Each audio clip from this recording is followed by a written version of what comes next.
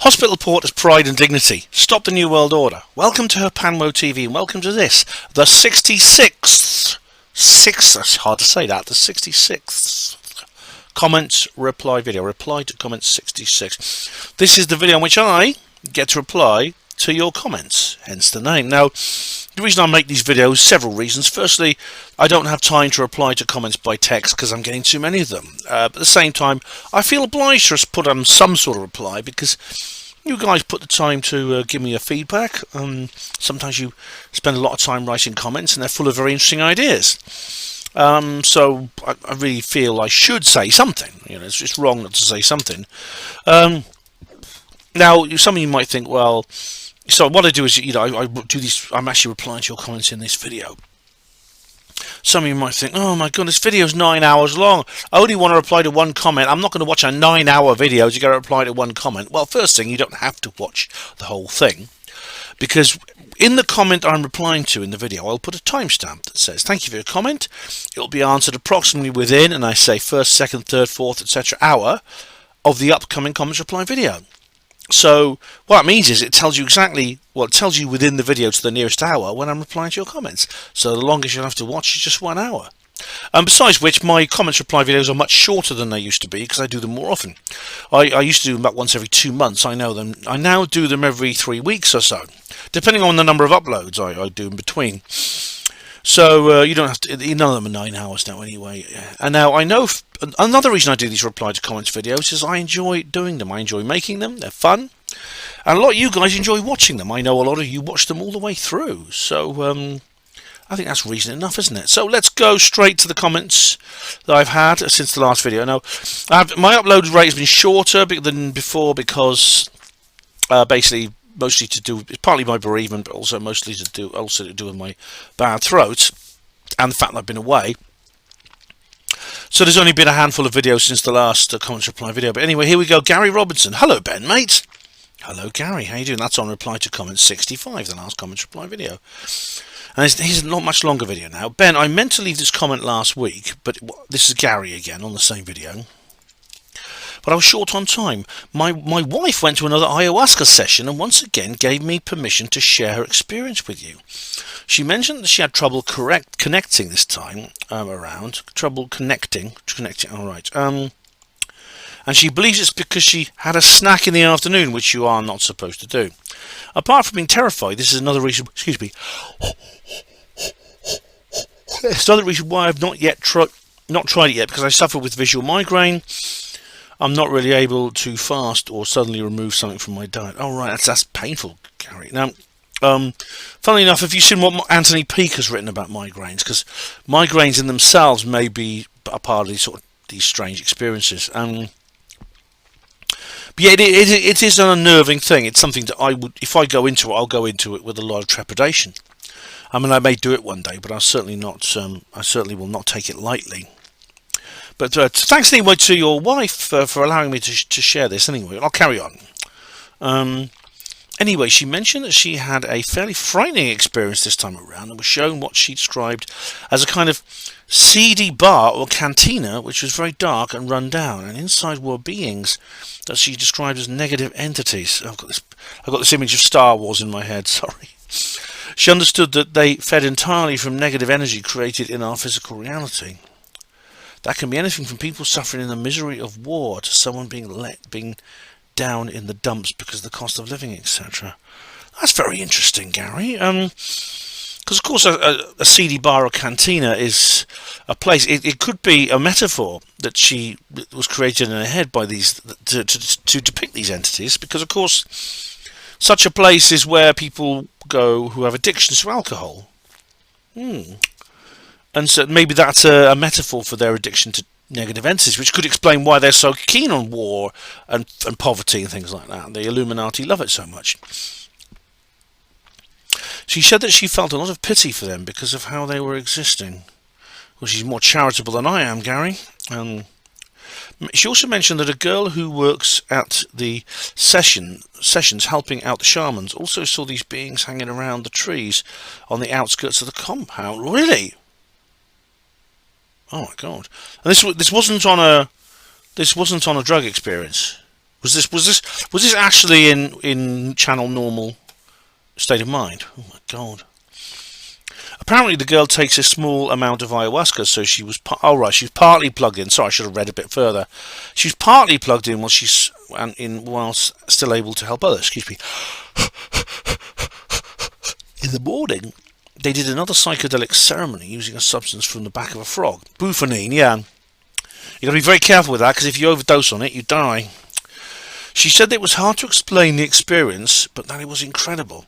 The only thing she could explain in terms of our physical reality was that the girl who was the helper was sitting in front of her and morphed into my wife. I believe she stayed this way until the frog psychedelic had worn off. I believe it only lasts around 20 minutes, but it's very intense. I don't know if you've seen Mike Tyson's recent video with Graham Hancock. In that video, Mike tells about being given the frog and how it blew his mind. I hope you're feeling better, mate. Cheers. Thanks, Gary. Thank you very much for getting a love heart for that, and thank you very much for sharing that. Thank you for your wife for sharing that. I've heard Mike Tyson has been involved in doing something along these lines, and I heard he did do a video with Graham Hancock. I've not seen it yet. It probably came from his. I bet Joe Rogan probably introduced them. Excuse me. So I've got terrible yawns. I don't know, Gary. I'll have to watch that. But yeah, there's several different ways you can get into these states of consciousness, but the experience is actually very different depending on what substance you take, even if it's the same active ingredient. So, for example, the preparation can even have an effect. For example, if you just inject DMT, you won't get the same experience you do with ayahuasca, even though the active ingredient is the same. But that's a bit alarming. I mean, if she was microdosing, like I know you yourself have microdosed, you told us, but if the helper was microdosing when she saw these entities hanging around the compound, I mean, that's... Has your wife said anything about seeing anything strange, now when she's come down from, when she's not having a drug experience, when she's not on channel normal? Has she ever talked about seeing strange things? Because sometimes you can get like flashbacks and things like that. That's very interesting indeed. Thank you very much for that, Gary. Reply to comment 65. YTS, I have to put the fan on, so I'm starting to sweat again. YTS is, shall we say, an online resource for hard-to-find entertainment content. I'm trying to avoid keywords here. Oh, right, I see. It's not a youth trading scheme, then. YTS. Right, I see. All right, well, thank you very much for that. Could always come in handy. With all the these sites have always been the bane of copyright owners and things like that. But in this age of censorship, sometimes they perform an actual service. They perform they perform a decent service. Rick Corden says on reply to comment 65. Cheers, Ben. Sunday evening and a reply to comments video. Excellent. I wish you a speedy recovery. All the best. Thanks, Rick. And you got a Monday evening one now. Whenever I upload this, I'm not sure. Right, we got Jamno72. Hey, Soul Sister, how you doing? Reply to comment 65. Bro, Hugo and I are on the same page. Oh, I know, Jam Noise, because you were toking a little bit on the live stream the other night, weren't you? I'm not talking about cigarettes. Haha, wink, wink. Get well soon, Ben. FFS. Thanks. Hugo says underneath. Nice one. You're welcome to visit any time. I've got 4 ounces in my jaw and I've got a spare room with a mattress. I agree with your sentiment. Get well soon, Ben. FFS. Lol. Thanks. Hi, Hugo. That's the kind. Where are you again? FFS, get well, Ben. Hugo Room. Whenever I try to reply, it fails. Oh dear. Jam Noise, I see your reply. Hugo, sorry for the delay. I'm unable to PM you here. It seems I'm on some sort of restriction for a few days. Well, Hugo, it could be that other people complain now. Steve Mumbling has just made a big... He's spat his dummy out again over this, blaming me. I think he realises it's not... He must realise he's talking nonsense. But there you go. I think it must be some fault with YouTube. I don't know what it is, because my own settings, I've taken all the filters off. I regularly go to the spam folder and liberate anything that's not blatant spam. So I don't understand why this is happening. Reply to comment 65, Hugo Rune. Yes, Ben, I've travelled a lot. Oh, you have been around a bit, haven't you, Hugo? I was an engineer, telecoms. The oil industry needs telecoms. So I worked and lived and visited 34 countries in total, 33 during my working life. Had the accident in 1992 in Ukraine that left me crippled in a wheelchair working on digital upgrade, which back then promised me global work. Boy, oh boy, did this digital upgrade give me global work for years. I was working a contract with Siemens doing the whole of the Philippines and got ahead of the job. Siemens asked me to go to Ukraine on a digital upgrade and had the accident. Added one country after accident, Romania. Wasted trip, still enjoyable. Oh right, wasted. I see. Well, I'm glad you stayed. You managed to, you managed to keep your hand in after you had your accident. Some airlines are better than others at dealing with people in wheelchairs, but some have special wheelchair spaces and things like that. But Romania. I've not. See, I've been. How many countries have I been to? Oh, not as many as you. But yeah, it sounds like it's good if you get a job that can get you to travel. I had the opportunity. Well, I could have done this. I mean, I had when we were taken. One of the things about being taken over by these contractors during the public-private partnership times in the NHS. It's an awful thing they did. But I mean, if you are willing to turn total quisling, they will reward you. I mean, I actually did it was a few years back now, not long after I got sacked. But this girl who had been like a domestic, she'd been promoted to supervisor. After Carillion took over.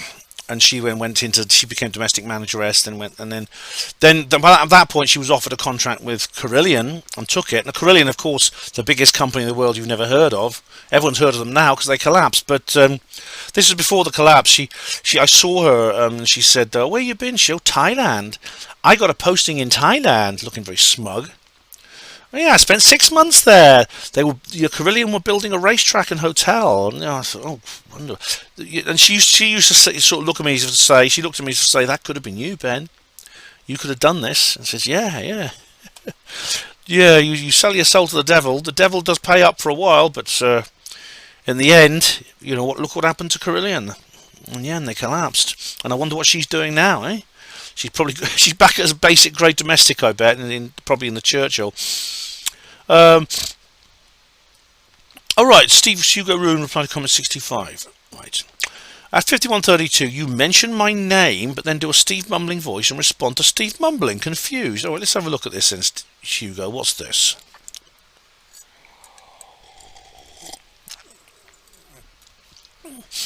Hugo Rune, you're being a hypocrite now, aren't you?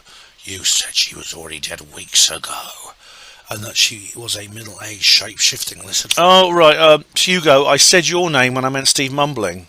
How I could get the two of you mixed up, I have no idea. I honestly don't. I am as confused as you are, but all I can do is apologise. I was addressing Steve mumbling there for a comment he made. Reply to comment 65. Hugo Rune again. Oh, I meant to mention, I'm so happy to hear that many of your followers are non-TV. I'm expecting a visit in a few days. We'll happily invite them in to inspect our non-TV. You mean they don't pay the license? Yeah. I will happily invite them in to inspect. I will point out me severed coaxes. Oh dear. Point out me severed coaxes. What's that? Sounds painful, Hugo. Yes, the letter pinned. All right, the letter pinned on my wall form then. Severed coaxes. Oh, I see. Is this like the estoppel notices? The letter pinned on my wall. We're giving you 10 days. Call us by 5th of October. Damn it. I will invite them to take down the antenna on my chimney. Help me on this, Ben. Let's have some fun. I have nothing to hide. Oh, just don't let them in, Hugo. Simple as that. Don't let them in. Just say, there's loads of online resources of how to deal with these enforcers, these so-called enforcers, who actually can't enforce anything. They rely on your compliance. You can. It's not even criminal anymore. And the thing is, the reason they decriminalised it is because, look, I mean, how old are you, Hugo? I think you're quite a bit older than me. But even if you weren't, I mean, even if you're my age or younger, you've got nothing to worry about. The magistrates' courts had a backlog of about 140 years. No one is going to live long enough to be prosecuted.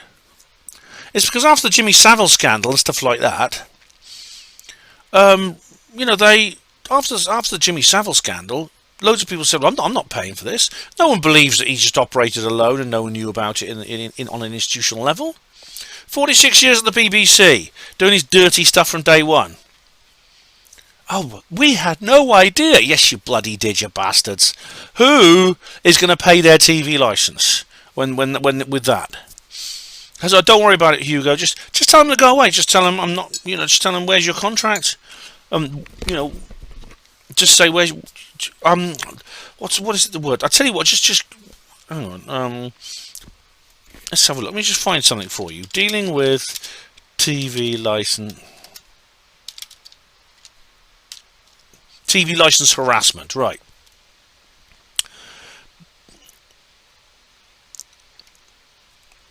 How do I deal with it? Householders are not obliged to say anything when questioned by a TV license inspector. There is no law that requires a household to make a verbal or written statement in relation to an inquiry about a TV license. What's more, there's a website called this is licensefree.co.uk. That's it, license free. It's called.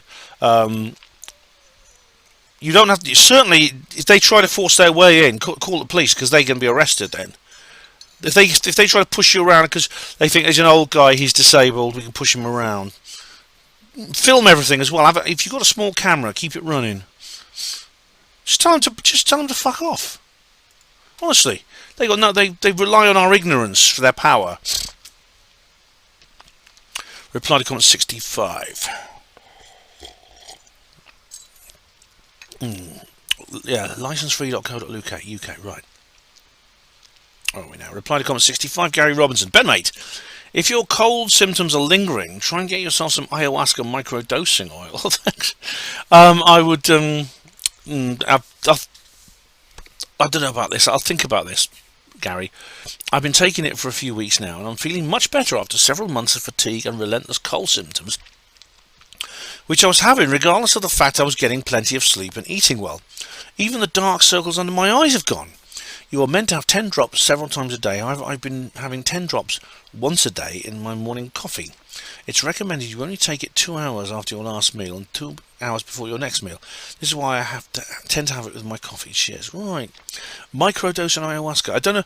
You see, the legal status of ayahuasca in Britain is different from Mexico. In Mexico, there were distinct laws protecting the use of certain substances because of respect for religious rights, especially of the Amerindian community. This is mostly to do with peyote or mescalito. However, it includes ayahuasca, which is it's something more akin to the Amazon jungle, which is South America rather than North America. But I still think it counts. Now, in Britain, the laws are different. I don't know what the laws are with microdosing. I know this ayahuasca retreat is in Ireland. Hang on. Retreat. Hang on a minute. Ayahuasca retreat UK. 10 best ayahuasca retreats in the UK. I might not even have to go as far as Ireland. Oh, blimey. Yes. 10 best ayahuasca retreat. Oh, there is in the UK, right? So presumably I could get like I assume I could get a microdosing oil. Oh no, maybe I'll try it. My goodness. You know, that's a thought. I didn't realise. I thought, you see, this one in Ireland, I thought was the first one that came up before, and I sort of assumed that was because the laws were different. Okay, another comment from Gary on 65. Hi Ben, in reply to regards to migraines, I do suffer from the same kind of migraine that Anthony Peake has. It's very hard to describe the experience, but they essentially start with a blind spot on your vision which appears out of the blue. The second this drops into your reality, you start to feel very different about the world around you. I would equate it to the scenes in Stranger Things when the character of Will has an LSD-type flashback of seeing the Upside Down, which causes him to momentarily freeze in terror. I've watched the first few episodes of that. It's quite good. At that point, everyone else around you knows that something is wrong. Then follows a feeling that something is being taken away from you. Your sign, your ability to think clearly along with your plans for the rest of the day.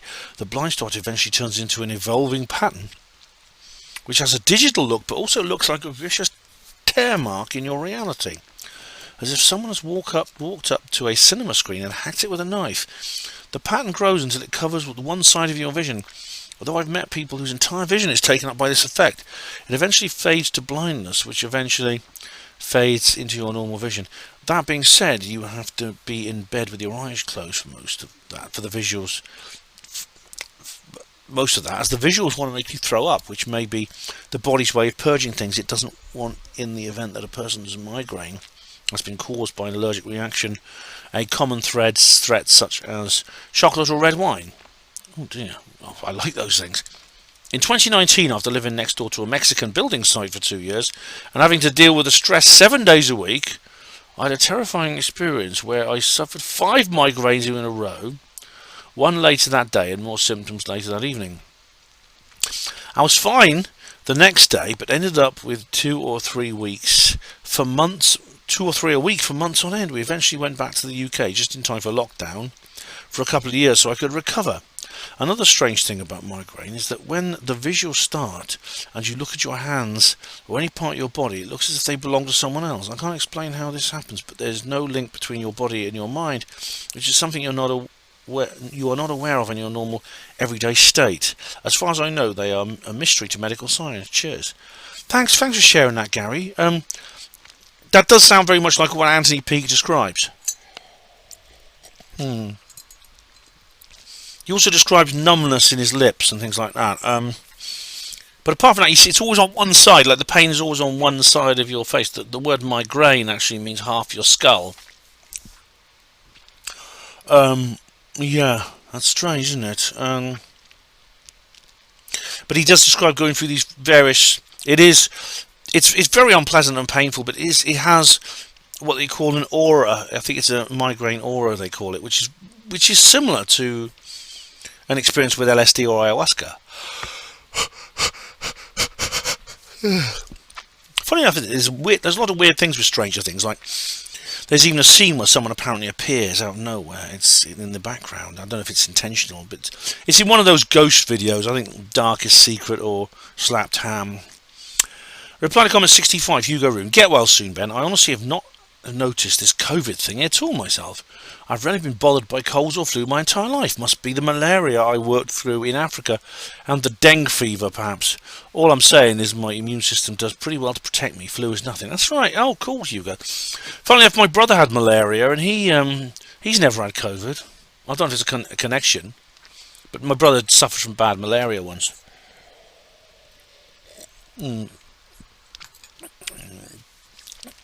Reply to comment 65. Gary Robinson, you need to tag this video as ASMR, Ben, because of all the whispering. I hope your throat is getting better, mate. Thanks. Oh, right. What's ASMR? It's probably one. ASMR. What does it mean? Meaning. Autonomous Sensory Meridian Response. Okay. It's something that I had. It's because when I was reading out several long posts, it was a bit of a strain on my vocal cords at the time. My voice was still a bit rough. Reply to comment 65. Big Bobby Dazzler. That's a good name. Big Bobby Dazzler. When you first came on, I thought that's it. They've hobbled our Ben, cloned. Who is this imposter with the husky voice? Then after some time listening, I began to see a mixture of a young Richard Burton and a young Floella Benjamin. I was hooked, I was.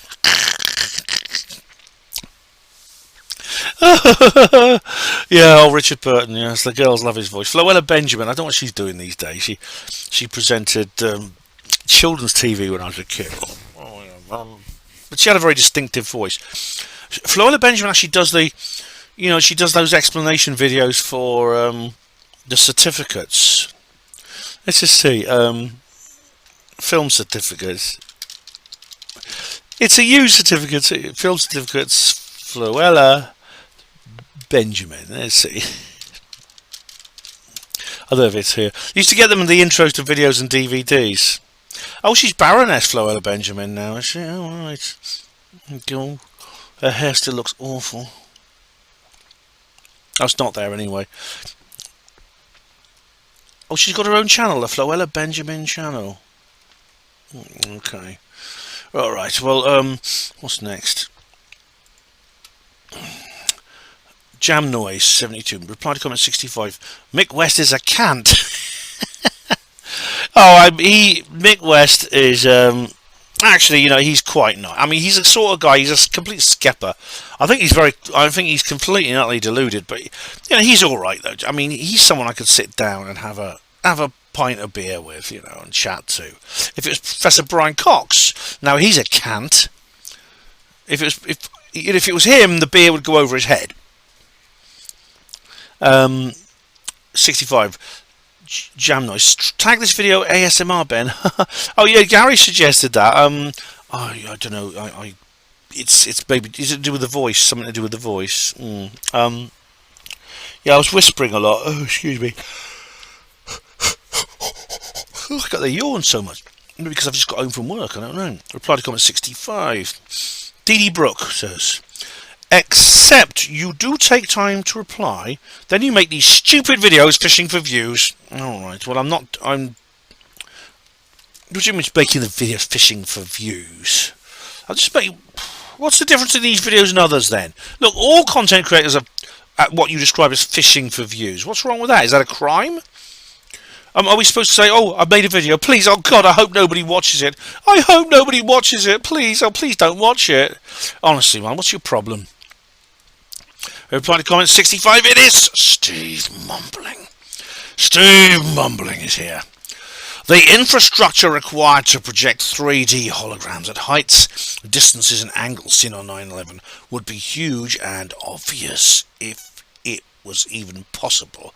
Yeah, with publicly available technology, Steve, possibly. I doubt that it could be done today, let alone 20 years ago, and many people would have seen the equipment. It's way beyond ludicrous, just like the directed energy weapon. Well, you see, alright. To be fair, I mean, I don't know the mechanism by how the hologram could have been created.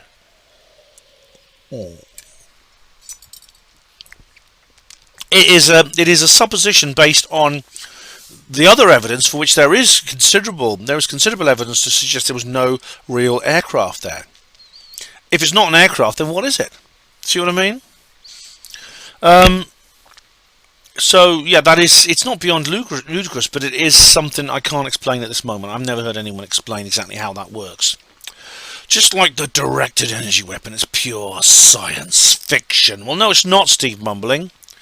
If you go to drjudywood.com, read Where Do the Towers Go by Dr. Judy Wood, look at Andrew Johnson's Check the Evidence website. It's not pure science fiction, it is science. Terrorists hijacked the planes and flew them into the buildings. It's simple as that. No, it's not. The evidence doesn't exist for that, Steve. I've been through it many times. The evidence available to support that is overwhelming. It's totally underwhelming, Steve. Why did the tinfoil hat brigade find that so hard to believe? We've explained why. I've made a number of videos explaining why. Check out my reply to Stefan Molyneux video explaining why. That's why we find it so hard to believe. I mean, why are you even asking? Are you not familiar? I've even done a 9/11 reply to Steve Mumbling. That's why we don't believe. I mean, if that doesn't answer your question, then what else do you want to know? You made a video about it. I've done a response video. All right. David Smith says underneath. Well, that's what I was going to say. Yeah, but Steve Mumbling beat you to it, David. Show us the technology, even today, that even remotely comes close to achieving what's been claimed by some conspiracy theorists about 9/11. Well, if you're referring to the hologram projection system, I don't know how that works. I really don't. I know it's possible to create realistic-looking images in the air using a laser projector, and you need some kind of medium to project it onto. A cloud of smoke would do the trick. You've seen it. There were holographic images of Michael Jackson dancing on stage after he died. You've seen it. Now, of course, I know 500 feet up in the air is not on a stage, and there is an explanation needed there. I don't have it right now. We'll have to see. Of course, like other conspiracy theories, this detail is simply explained by yet another claim that fantastic technology exists. They just keep it secret. Well, you know, there was a time when people made the claim. You know, it's just a fantastic claim. You know, there's a fighter jet. There's a strike jet the U.S. Air Force has, which has the same radar signature as a Sparrow. Oh, surely not. That's just a fantastic technology to claim. Then the SR-71 Nighthawk was declassified. It's no longer a fantastic claim. Then it exists. David continues, nobody in the conspiracy side has provided any solid evidence, and asking what they think are gotcha questions doesn't prove their claims. Well, first, they're not gotcha questions. You know, that's the kind of childish games you skeppers play. But we have provided solid evidence, you see. We have, that's the point. What's that? The video Irrefutable is very good. I recommend it. It's been banned from YouTube. It's Dr. Judy Wood's documentary, or a documentary about her work. And we'll just watch that. It's only an hour long. Just watch that. As for the shape of the hole left in the building matching the rough shape of a banked aeroplane, I bet it was a different shape. If it was a different shape, that argument would say, aha, see, it's not the right shape. Typical of moving goalposts. There is overwhelmingly strong evidence that supports official accounts of what happened. Okay. Well, funnily enough, you know, there is a kind of like that is in some way a fair criticism, because when you take the Pentagon, people are complaining about the shape of the hole at the Pentagon that doesn't look like an aeroplane, and so that makes it dodgy. But the shape of the hole in the World Trade Center does look like an aeroplane. That also makes it dodgy. So on one level, I see what you mean, but yeah, but I don't know enough about what's. You know, but there's still the official explanation for the Pentagon doesn't make sense. The wings folding up and things like that. You know, that guy from Jane's talking nonsense like that. But there's a reason why we should be suspicious of the hole in the South Tower looking like the shape of a banked aeroplane. We should be suspicious of that, as Stephen Diac has explained, as well as Andrew Johnson and Dr. Judy Wood. As for changing minds, it's experience that changes our minds, not us. I don't believe aliens are visiting Earth, but if you show me a flying spaceship with an alien in it, that experience will change me. We don't get to choose our beliefs. Okay, true enough, David, but then, you know, the evidence exists. You see, you want to see, show me a flying spaceship with an alien in. Well, you know, there's evidence that such things exist. Now, if you've looked at that evidence and you think they don't exist, what would convince you? If one landed in front of you, would that convince you, or would you then move the goalpost and say, well, no, it's obviously a holographic projection, or Ben put something in my tea that made me hallucinate? So maybe even that wouldn't convince you. See, if that is enough, if that's not enough for you, then what would be? Because such things have been seen, and there's evidence they exist: documentary, witness testimony, physical evidence, forensic evidence, things like that. David Smith. Also, it's not up to us to show why it's not possible. The claim is on the conspiracy theorists to show this technology is possible. Ah, you didn't use the word onus, David. Naughty, naughty. You should use the word onus. And you also should use the word caveat, because skeptics love those two words. See, it's not up to us to show why it's not possible. The claim is on the conspiracy theorists to show this technology is possible. Now, I addressed this in my skeptic video, where I've done several now where I analyse the skeptic movement. The most recent was the one at Sufon.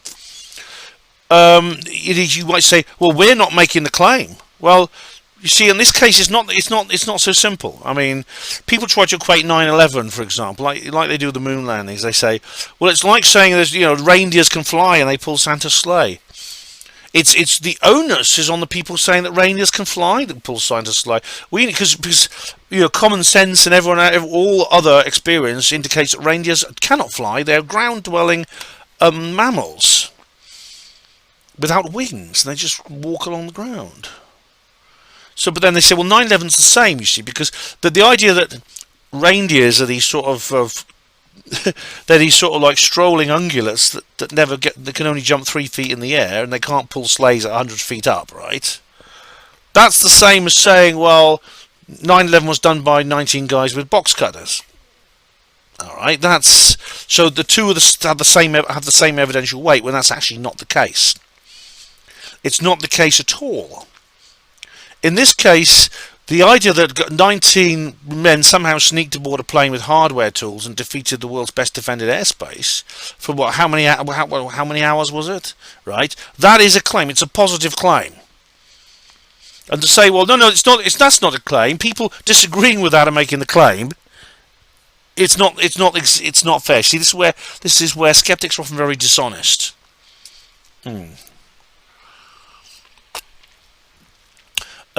As for the technology, right? It is. Yeah, you're right. If you're referring to what Dr. Judy Wood talks about, the onus is on the conspiracy theory to show that technology is possible. Well, Dr. Judy Wood, in her book, she describes the Hutchison effect. She describes her own supervision of John Hutchison.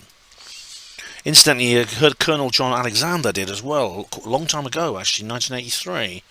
He also did the same thing for several months. I wonder if there's a connection there. My point about my levitating globe is that a simpleton could use it as evidence for anti-gravity being real, because if simple technology can make my desk globe float in the air and spin around, then it would be such a stretch. Then would it be such a stretch to make a full-size craft doing the same thing? It's a failure of the logic. So I don't quite remember what you said, David, but I mean, I know that you can get like toys or ornaments which involve levitating globes, which actually levitate. They levitate simply through. Some of them, it's homopole, it's magnetic homopoles. Magnetic levitation. In some cases, it's just air. It blows air on something, and there's like a cushion of air that comes up from underneath. So I'm sorry, I can't remember exactly what point you were referring to there, but. I wouldn't look at that and say that's anti-gravity. If you showed me a globe ornament that just spins around, I'd say that's how's that work? I'd say, is it a magnetic homopole? In other words, a magnetic levitation, or is it just blown in the air by something blowing air from underneath, creating an air cushion? If you say no, it's not those, then I would say, well, is it something else? Is it anti-gravity? Things like that. So it's not. I don't think it's a failure of logic. Cornelius Crew says underneath, good Christ, he's a 9/11 twoofer too. He's just a total package, ain't he? What a plank. Goodness me, Cornelius, I find it hard to know. I'll have to think very carefully, because how do I put a significant scientific rebuttal to such a carefully crafted logical treatise as that? Really, honestly, man, you'd have Socrates biting his nails, Cornelius. Well done. Let's move on. We got a very long. Right, Charles Scott. I'm going to skim this right now and see if you're saying anything. Are you saying anything new here, Charles? One is your response, and you with reference to my comment, replying to comment 64. The only reason you've addressed this matter is because my bloody blow. Blatantly obvious, your YouTube viewers. You are a lot. Oh, shut up. And you said you didn't. You are a liar without question when you said you didn't get a response from Chris Evers. Why? Why am I a liar? Why am I lying and Chris telling the truth? You said you got a response to your emails requesting an OLM. I did get a response to my emails requesting an OLM ticket from Chris. No, I didn't. Hang on, what's this?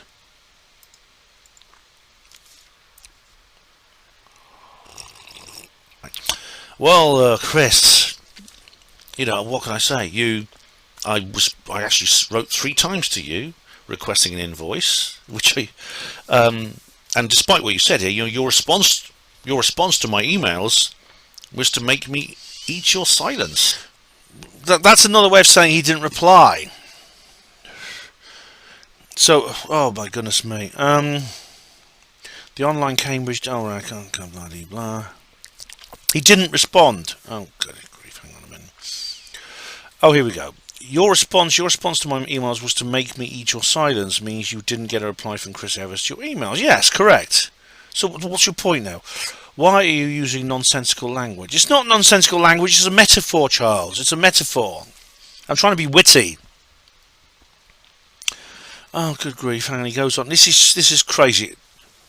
I strongly suspect you accidentally admitted getting a response or reply from Chris because you shuttered and look what you... Oh, good grief. Therefore, you've given the factual proof you lied without question. So I'm not going to entertain this nonsense here. And it isn't simple for Chris Evers to fabricate his screenshot, especially if he doesn't have the... Right. Do you want me to do it? Charles, you want me to do it? I'll do it. I'll fabricate my own and send it to you if you like. So you're saying it was easy? Well, how easy would it have been for me to fabricate the screenshot I sent you? Eh? Blah-de-blah. Giving out misinformation, disinformation. I'll call Mariana Spring, why don't you? I've not immediately given Chris Evers the benefit of the doubt, and it's the factual proof and factual evidence that has left me virtually in no doubt. What do you mean? Your screenshot is not proof, but evidence that Chris Evers has not written to you. All right, but then Chris's screenshot is evidence he's written to me. You see what I mean? And he's fabricating what he sent to me would actually, I'll do it. Do you want me to do? I'll do my own version for you, Charles. I'll send it to you. I already previously told you, I never said you used Photoshop to fabricate your free screenshot.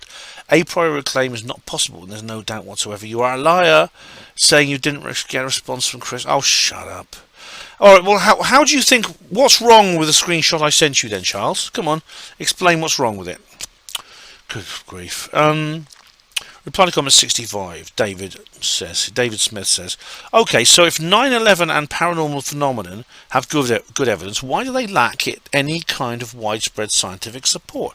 Why aren't they being taught about in colleges and universities? Why, when the supposed good evidence is examined and peer-reviewed, are flaws found? Is it one big conspiracy? Not consciously, no. It's more tacit conformity. You see, what you're talking about here is there are political, economic, and psychological and cultural reasons why things such as 9/11 and paranormal phenomena are not taught in colleges and universities. It's to do with paradigms. It's to do with what is generally accepted to be common sense and normality. Especially if something completely breaches that. Now, if for example, if it turns out that 9/11 is not what it appears to be, there are massive implications for that. The implications are that the governments, the people who rule our countries, we are not what we like to believe they are. As Neil Oliver said, we may have to face the fact they do not have our best interests at heart. And if they're going to kill 3,000 of us and lie about it, then that's a pretty solid indicator they don't have our best evidence at heart. See, and there's many other examples of that. The implications of paranormal phenomena. Well, look, supposing, have you seen my review of the Discovery film? If you've not watched my review, watch the movie as well. Robert Redford playing this mad scientist who discovers the truth about the afterlife. All right, his own son comes to him and says, "Dad, will you just tell everyone you made a mistake? Tell everyone you were wrong." He says, "But we weren't wrong." And he says, "Yeah, but terrible things are happening because of what you published, what you've said." And so even though the character, he's been teaching people about a certain fact, someone else wants him to stop teaching it. Charles Scott says in reply to comment 65, somebody's repeatedly blocking my comment. No, right, not me. I will consider strategies to get my response posted, perhaps several smaller comments in numerical order. If I can't post my response through various strategies, I have to consider if Ben is blocking my response and why. Oh, don't talk all that Steve mumbling bollocks, Charles. I'm not blocking your responses. What I suggest you do now, I don't really know exactly what's going on here because it could be something as fault with YouTube. Because as I said, I've changed. The filters are all off in my spam folder, so very little gets in there. What I suggest doing is, yes, shorter comments could help, but also comments without links, so that you can leave the links out or corrupt the link. So I have to just insert YouTube or something with an asterisk. Also, repeating the same comments over again, cut and pasting comments, is also another way to trigger the spam filter. All right, so no, I'm not blocking your comments. Don't talk nonsense. Reply to comment 65. Tor Engen, I heard you told on Paranormal Peep Show about AH and demons. Any book reference about Otto Günscher about AH? No, Mr. H. Well, Mr. H and all these other people, they did use several people, Sylvia Ortiz. Otto Günscher I've not heard of, but he may well have been. Was he in the Anna? Let's have a look. I'm just going to Google his name. Oh, it was a mild-ranking officer on the. I can't say that word. It was a mid-ranking officer of the something double S, in a certain regime in Central Europe in World War II. He was a member of the SS something. I can't again sound say. He became Mr. H's personal adjutant, taken prisoner by soldiers in the Red Army, held in various prison camps. Biography. Here we go. There we go. Post-war in depth. All right. I don't know. Did he witness Hitler's? Oh God, I wouldn't have said it. Did he witness Mr. H's death or supposed death? He actually went to Antarctica, as I explained in another video. But did he witness Mr. H's death? I mean, it's just saying the name doesn't really matter. I'm not monetized. Hey, let's carry on. But any book reference about this guy and about AH? But I did. Yeah, we did have a discussion on the Paranormal Peep Show about AH and demons. Yeah. About the fact that they were channeling demons or teaching these others, and Himmler as well was they were looking for all kinds of things like the Holy Grail, the Spear of Destiny. I mean, this is the basis of the first Indiana Jones film, where they're looking for the Ark of the Covenant. That's a bloody good film, that is. Yeah. David Smith says on reply to comment 65, I've not heard you address any skeptic who's given you pushback. How many of my videos have you watched, David? On your beliefs, specifically. While Steve Mumbling uses skepticism, as do most people, it doesn't make him a skeptic. If I remember, he even said he doesn't class himself as a skeptic. Well, he did actually, David. He actually said, I'm not a skeptic. And, but the fact that he doesn't believe in these things sort of kind of makes him a skeptic, doesn't it? Even you use skepticism sometimes, says David. The only problem which I keep pointing out is that you don't apply it to all your beliefs, hence you are not a skeptic. Well, as I said in my skeptic videos, David, the definition of the word skeptic is one thing. And this definition, what the skeptic movement calls itself is one thing. What they actually do is something entirely different. I'll explain in more detail, but basically, this idea, using science and rationalism to apportion all beliefs to valid evidence, there's nothing wrong with that. In fact, that's what I aspire to myself. But that's not what they are. That's a slogan. But when you actually look at what the skeptics do, they are not like that. They don't do that. They don't apportion all beliefs to valid evidence. They are believers in a non-existence of the things I talk about. So that's kind of how you divide skeptics from non-skeptics, really. David continues, I'd like to see you get into a conversation about your beliefs with a proper skeptic. Again, Stefan Molyneux isn't someone I'd say is a skeptic either. Well, did you see my interview on Skeptics with a K with Michael Marshall? And did you not see that interview? Have you seen my interview with Tristan Swale before I fell out with him? How about I've done several skeptic interviews actually. Conversation about your beliefs with a proper skeptic. You'd like to see that? Well, I've already done it. I interviewed Bowler Hatman as well. This is before he went all pro-Ukraine. This is long ago. This is the original interview I did with him I think it was about 6 or 7 years ago. But you'll find them. I think you'll find them on HPANWO Radio rather than HPANWO TV, David. But they do exist. So you see, you'd like to see me have this conversation. I've already had this conversation. I'm not going to post links for you, but just go to Merseyside Skeptics. Go to their podcast. You'll find me there. Oh, David says, even just going to a popular skeptic channel or Reddit sub and posting comments, then reading out your comments and replies, I think would be very interesting.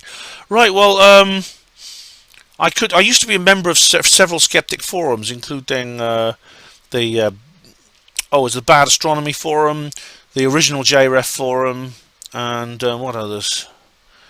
And the Darren Brown Forum. But the problem is, I couldn't really have proper discussions there because there's too many knobheads basically that just dogpile you.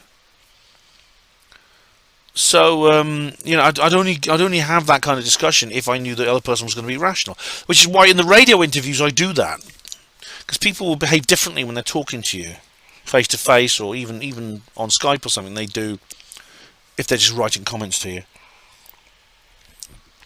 I'd really like to understand why you believe what people like Dr. Judy Wood say about 9/11, or why you accept her evidence. Right, well, I've tried to explain why. I've tried to describe the evidence. I've even... Look, David, I've done a reply video to Steve mumbling all about this. David, just go to that video and put some comments on there if you think I'm wrong. All I see is more claims and her asking what she thinks are questions that expose something. They don't. In fact, she has these questions means she doesn't know how to begin with. Well, give me an example, please? He carries on. Then to make claims about wind generation, energy weapons or other nonsense, and just that, more claims and more nonsense. Right, David, citation needed there, I think. What are you specifically referring to? In which interview, which part of her book, which link on her website? Please give me the details. Dustification? Oh, right, now we're getting into details now. Dustification? No, that was just dust fairies who show up whenever a building fire occurs to grab some dust. What are you talking about? Are you being sarcastic again, David? You can't see or detect them, but trust me, they have a base just outside New York, so it all makes sense. Show me evidence it can't be dust fairies. Now you're being obtuse, David. You really are. It's this. This is another thing. Well, the onus, dustification onus. It's just no. There's a specific claim being made about what happened to those buildings, and I know there's a specific claim. Both sides are making claims here. One is saying that it was done by planes hitting the buildings and of some fires. Others are saying no, there was some kind of process. Some people claim there was explosives and thermite. Dr. Judy Wood said no, there was a directed energy weapon based on the Hutchison effect, and then she demonstrates this in several ways, not least because of experiments done by John Hutchison. So this nonsense about dust fairies is a misrepresentation.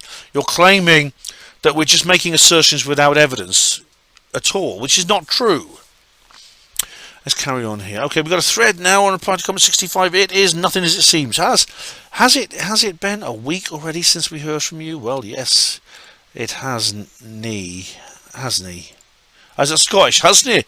Well, that's it, hasn't it? Oh, you're a Scottish guy, yeah. It's been a week since we've heard from you, and yes, it hasn't he? Oh well, as I say here, I actually said here underneath. Sorry, I've been quiet. NAIS. I've still got a sore throat, so I'm limited to how long I can talk for. I'm doing Third Rail this evening on HPANWO Radio. That's it. And nothing as it seems says Third Rail Radio 123. When will Britain declare independence from the United Kingdom, as did Russia from the Soviet Union? 12/25/91. Yeah. That's interesting, isn't it? I mean, you knew kind of when the Soviet Union was over because it was not formally disbanded. It's just on Christmas Day 1991, Russia declared itself independent from the Soviet Union. As Russia is like the dominant nation within the Soviet Union, it's like if England declared itself independent from Britain, the same thing would happen. Will Britain declare itself independent from the UK? Yeah. When's it going to happen? I don't know. Nothing as it seems. Says Annabelle Gilliam. Anyone input? Annabelle Gilliam. Any more input will be much appreciated. I don't know Annabelle Gilliam. Sorry. Nothing as it seems. Right. Barry dies. Okay. R.I.P. says Tina. Thanks, Tina. Thank you very much. Thank you. I put a love heart there just as a reply. Same video, Tricky Woo. Fasting is healing. Saved my life thrice so far. Ease into it with intermittent and work your way up to 3 days. Just familiarise yourself a bit with what it is, what to expect. Get well. Thanks, Ben. Cheers, Tricky Woo. Lisa from Cry Freedom. She often does fasts, and she says you can't. She's done like 8-day fasts and things, but you've got to start off small, just with a couple of days. Actually, when I had COVID, I didn't eat anything for about 4 days when I had COVID. But that, of course, is not a fast. That's just me. That's just me feeling ill and not having an appetite. Gary Robinson says on Barry dies. Sorry to hear about your mate Barry. Surprised to hear your voice is still a bit rough, mate. Whatever you caught must have been quite severe. Cheers. Thanks, Gary. Yeah, it was obviously it lingered quite a long time, didn't it? It's literally only in the last couple of weeks my voice is kind of. Well, it's literally when I went to Lapis, my voice returned to normal. Darren H says, sorry to hear about your friend, Ben. Keep your chin up, mate. Thanks, Darren. Yeah, this is Barry dying. That's a big shock, that was. Yeah. Davis Blended Isolation. Condolences, Ben. You've been through this too much of late. I know. Oh, God, they're just dropping like flies, these people I know. It's just... Oh, dear. Nihilist Lives Matter says, sorry for your loss, Ben. Thanks, Nihilist Lives Matter. Sonara's asked you, sending hugs and love, Ben. Thank you, Sonara. Big love heart and a kiss for you. Thank you, darling. Much appreciated. And Jam Noise, my soul sister. Thanks, Jam Noise, soul sister. R.I.P. Barry. Sorry about your news, bro. Sending you a big hug. Prayers that you feel better soon. You certainly sound better. Yet still sound bad. Rest up, my brother. Love you. Love you too, Jam Noise. Yeah, it's a couple of weeks ago now. I found out about this. Yeah. Rick Horden, maybe you have glandular fever, Ben. I remember people who had it sounded similar. There was more than one bug in the brass bin. I wish you well. Thanks, Rick. Thank you very much.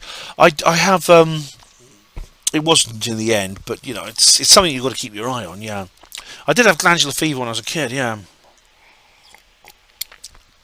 Barry dies, Jack Parker. Nothing wrong. You have to stage fluid. You have to stage fluid, mucus, blood, whatever ambient fluid, and then get it in motion. Oh, Jack. That sounds quite revolting. I don't know exactly what you mean there. But Jack says here again on the same video, Barry dies. You can also do this pounding exercise, somehow sitting up maybe from a chair. You'll note this incredibly secretary increase.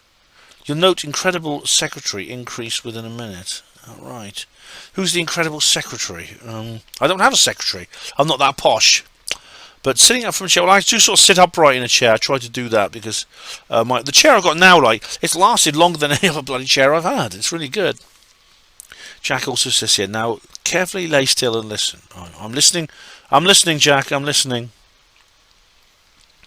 You should be able to hear and feel this phenomenon, however many times you need to pound down on these joints, unknown to note immediate benefit understanding. It's not like pounding on a chest when you have someone in cardiac arrest or slapping a baby to start the respiratory dynamics, but similar. Right, okay, I'm not sure exactly what you mean, but he says here, most people are treadmilling latent adjusted for circulatory order. Most people have latent swallowing mechanism in their throat. The fluid tie-in dynamics is appealing. Right. Jack Parker, there should be a change in your voice. You are on a pivot point, locked in latency adjustment. Jack, I don't know what that means, but my voice did change. My voice did improve. Jack, you must by osmosis understand the respiratory mucus pull that occurs with a swallow that can be felt travelling around the eyes and in the cheeks, normally in the jaw as well as the throat. People swallow. Periodic swallows indicate prime hydration. You should be able to hear it feel swallowing. Even your ears, the motion that occurs there as well. Well, I can feel it because you have eustachian tubes that connect your throat to your ear. Yeah, I can feel it because the pressure changes on the inside of my ear. Yeah. Jack says it's not just about drinking water. It's one of consistency and chemistry of mucus. Must be precise within parameters. There should also be a bit of solid mixed in.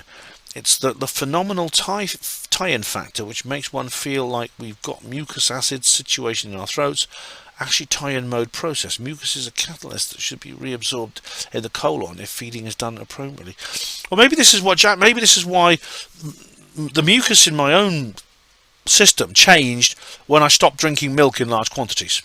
I mean, I'm literally, milk is something you shouldn't drink in large quantities. I used to put it on cereal, have like a pint a day or something. That then changed. I only have it in tea and coffee now, which is so I have like literally just a few millilitres a day. And that's changed me completely. I mean, when I get a cold, it's not half as bad. Things like that, because of lactose. I'm taking in very little lactose now. Jack also says, by design, you're not breathing, it's moving. When you're not breathing, it's moving. Kind of tough way to note dynamic increase change, but holding one's breath comfortably may yield results that are discernible.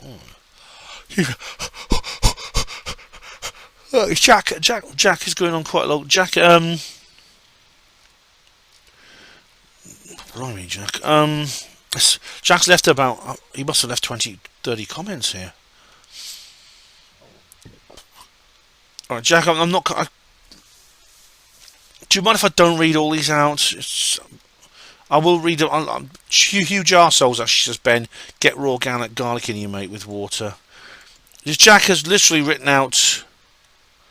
He's written about 30 comments here, all on the same video, all one after the other. I will read through these, Jack, and I'll bear. Oh, that's the end of an hour. I'll read through these and bear in mind what you're saying here. But I don't. You've literally written out an entire medical book, it looks like, in the form of about 30, even more, 40 odd comments. All right, that's the end. All right, okay. Reset. There we go. So, okay. So, do you mind, Jack? Sorry about that, but it's just this is very, very difficult for me to. This is very, very difficult for me to cover. To just reply to every single sentence you write here. But I do appreciate. I think you care. You're trying to help me here, and I appreciate that. And you seem to be quite keen on giving me health advice, and I appreciate that. I do. So thank you very much. That's the end of an hour, guys. So see you later. Okay, guys, it's hour number 2. I'm back, and let's see what I'm like. I say, Jack Parker, I appreciate your input. I really do, mate. But these, I don't have time to answer this multitude of comments you posted here. Sorry, Terry, not my rabbit hole with Terry Joyce. Hello, Terry. How are you? I'm sorry for the loss of your friend. I hope you feel better soon. Thank you very much, Terry. That's much appreciated. Well, thanks for commenting. I often watch Terry's channel. I think she's cool. So Jack Parker here again. Lots of medical material here from Jack. How much he really does care. I'll go through Jack here. Redknapp Goblin says on Barry Dies, sorry about your friend's passing. Stay well, Ben. Tough times ahead. Carry on. Oh, thanks, Redknapp Dolphin. Thanks, Redcap Dolphin. Much appreciated. Redcap Goblin. Redcap Goblin. Much appreciated. Redcap Goblin. I've got to just remember these names here. All right. Nick Treadwell says on Barry Dies, sorry for your loss, Ben. Hope you feel better soon. Thanks very much, Nick. Much appreciated. Joe Glover says, sorry for your loss, Ben. Thanks, Joe. Much appreciated. Thank you. It's really means. I think the reason I make these videos because I do need support from people. It's like when this terrible news hits me. It's like, and it was a total shock, a total blow. Even though, like I said, it's somebody I really didn't have much contact with these days, but he's someone I always remember with enormous affection. Yeah. Dark Corners UK. Sorry for your loss, Ben. Barry seemed like a top bloke. Oh, he was. He was great. He was fantastic. He was. Mark Porrett says, it breaks my heart to see you like this, Ben. Take care, my friend. So sorry for your loss. R.I.P. Barry. I did not know Barry personally, but I'm sure he was a great guy, especially if he's a friend of Ben's. Thanks, Mark. Thank you. Max Q says on reply to comments. All right. On reply to comments 65, Max Q says here. Here we go. Right, let's have a look. You brought up some of these comments. You might have brought up some of these points during the live stream because Max Q did comment an awful lot on the live stream. Wow, Ben! Not only are you a legal expert, you're a politician. You're a politician also. Now, Max, you're already insulting me there. I am not a politician. Do I look corrupt enough to be a politician? Well, you act like one. Oh, dearie me. You don't answer the points I raise. You answer what you want to. I think I do. But I'm doing my best, Max. I'm trying to ask. But I don't pretend to be a legal expert, but I do understand a little bit about what's going on here. And I'm as you know, like, I'm not pretending to be a legal expert. I was during my talk about about Alex Jones and indeed with Richard D. Hall. I try to analyse things from what I know about the law. I did actually say at one point that this is something that someone like Dan, the black belt barrister, could comment on. You know the guy, he does a YouTube channel. He's a barrister, but he's also into martial arts, hence his YouTube name. And I did say, you know, there's some things I don't know enough about. He's the kind of person who might know more. Let me give you 3 examples out of the bunch. I mentioned Alex Jones is worth hundreds of millions, and he's been trying to hide his money using the tricks those big corporations he says he hates for the very same reason. All right, because he claims he's bankrupt, so he doesn't have to pay the families what he owes. Now, all right, I didn't disagree with that, Max. What are you talking about? Okay. You ask what's wrong with making money and question my political beliefs. What? I said what's wrong with making money? Yeah, I didn't. I said I know that Alex Jones is pretending to be bankrupt. I know that. I never disagreed with that. But you ask what's wrong with making money and question my political beliefs. Well, I just suggested you are talking like you're some kind of communist. There's nothing wrong with making money in an honest way. That's not the point. Okay, well, I agree with that too. The point is he's used all the tricks he slags others off for to keep it hidden. What does he? Oh, because he about the corporations. Yeah. He says that they, you know, because corporations, of course, are a fiction. They are a fiction. Yeah, that's it. In a sense, corporations were invented for the very, very same reason. So that essentially, it's a way of, you know, that owners of companies didn't have to become liable for anything their company did. Yeah, okay, fair enough. I never said that Alex Jones is perfect. I never said he's a perfect guy. Damages in the latest trial were announced today, almost $1 billion. Alex Jones has made a mocking split-screen video showing himself mocking as the damages are read out. Yeah, I know, to the families in court. Yeah, make me the $1 billion guy. Yeah, I've seen that, yes. He's mocking because he knows he's not going to have to pay he's not going to pay a dime. He hid all his money like the big corporations do. I think you'll find you really think he won't? Do you really think he won't have to? No, it's a trick he's using. I expect his solicitor might have advised him to do that. Look, this is, again, it's been done before. Or maybe you could say it's hypocritical because he accuses big corporations of doing that. Then he's suddenly people coming after his money. He does the same thing. You could say that's hypocritical. Maybe it is. But it's a trick probably his solicitor advised him to do. However, as you noticed, the judge herself in the trial said, You keep saying you're bankrupt. You can't say that in court. You can't. I'm not going to let you say that in this court because it's not true. So I think you're. I don't think you're a legal expert either, Max Q. And you're saying here he's not going to have to pay a dime. But well, how do you know that? Are you sure? I think he will. I mean, well, from what I've seen, obviously I'm neither of us are legal experts, but I've looked at a lot of people saying he's going to have to pay out, maybe not the $1 billion, but he's going to have to pay out a lot. He said, he said it's a slap in the face to the parents or the people claiming to be parents. I think he's going to have to pay probably quite a lot of money to these people.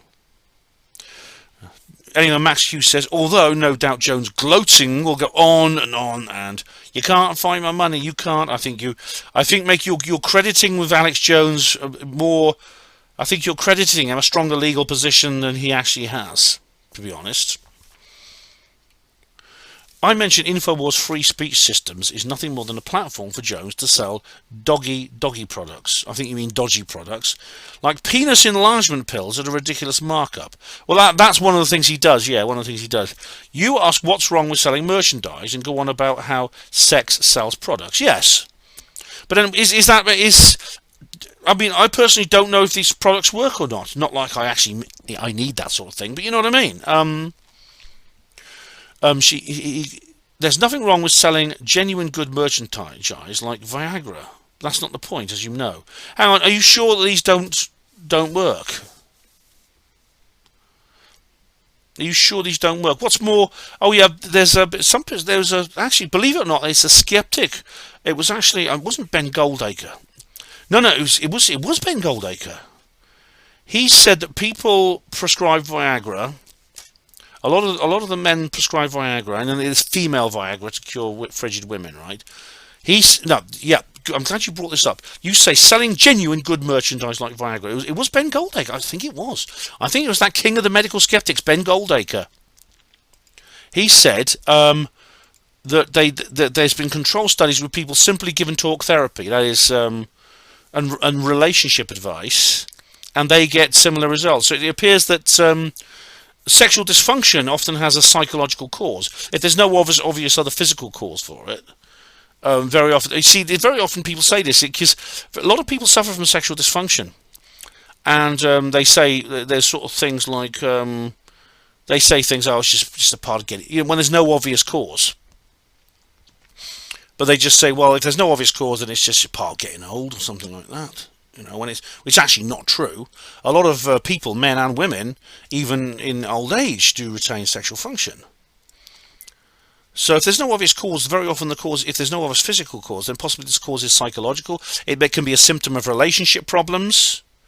A lot of the people who suffer from sexual dysfunction, the man can't get it up, the woman's frigid. Sometimes they have issues in their relationship, and it could be negative feelings associated with sex. And I'm saying this right, and I have actually talked about this before on this channel. I just slipped out once, and once I've said it, I can't. Since I split up from my partner, I've had a man's problem. It's not the one that, it's not to do with that Viagra is treated for, but it's something else, something called lichen sclerosis. And so that's, you see, no secrets. Yeah, well, I do keep secrets from you, but not this one. Now, so why do you not? So Ben Goldacre is actually critical, even though he's a skepper and he's pro V word and things like that. He's against Matthias Rath. Why? Maybe you should look at him and see what he says about Viagra. He thinks it's being overprescribed. Okay. Anyway, so I'm just saying there's a little bit of hypocrisy here on your part, because you talk about dodgy products at ridiculous markup prices, and then you mention a genuine good merchandise, which itself has been criticised, not by some new age hippie woo-woo, but by a medical skeptic. Think about that. Okay, Jones sells cheap useless products at ridiculous markup because he knows his audience is daft enough to buy it. Penis enlargement pills, FFS. Well, I don't know, how do they work? I mean, I don't know much about them because, well, not that I've ever needed it, Max, but it's, if it doesn't work, you can report him. You can report him to trading standards. Have you done that? I don't mean, as you know, solicitor secretaries send people emails by mistake all the time. It's something that happens worldwide to all sorts of people. Who can honestly say they never sent a message, email, or text to the wrong person by mistake? Okay, well, I have sent emails to the wrong person. Obviously, luckily, I've not been in a situation where I've done anything as damaging as Alex Jones's legal team did. But it appears, even the prosecuting barrister actually said to Alex, he did say, your lawyer sent me this by mistake. Well, update, 14th of October. Although Jones will get to keep all his money, one good thing has come out of this. Hang on. Will he? I don't think he will. I'm not sure he will, He will lose his business, something that hasn't dawned on him yet. Jones is on the air begging for money to save his InfoWars free speech systems campaign and a big push to get people to buy his junk merchandise. He's telling viewers none of the money they donate or buy stuff will go to the families of the victims. Well, I think you'll find that the court can now this case is over. They can enforce an order to seize the products. They can seize the profits. So they can. It may well. That's a claim that he can't necessarily back up. InfoWars Free Speech Systems is now declared bankrupt, part of Jones's scam. The court has appointed a trustee who will use all of its assets to pay Jones's debts. The court has appointed a trustee, right? Yeah, it's to pay Jones's debts. Yeah, well, that trustee will have power of enforcement. There'll be like arrestment of earnings and things like that. Jones's debts. The families will get whatever money InfoWars Free Speech System has, plus anything from the sale of assets. Jones is no longer in control of his own business.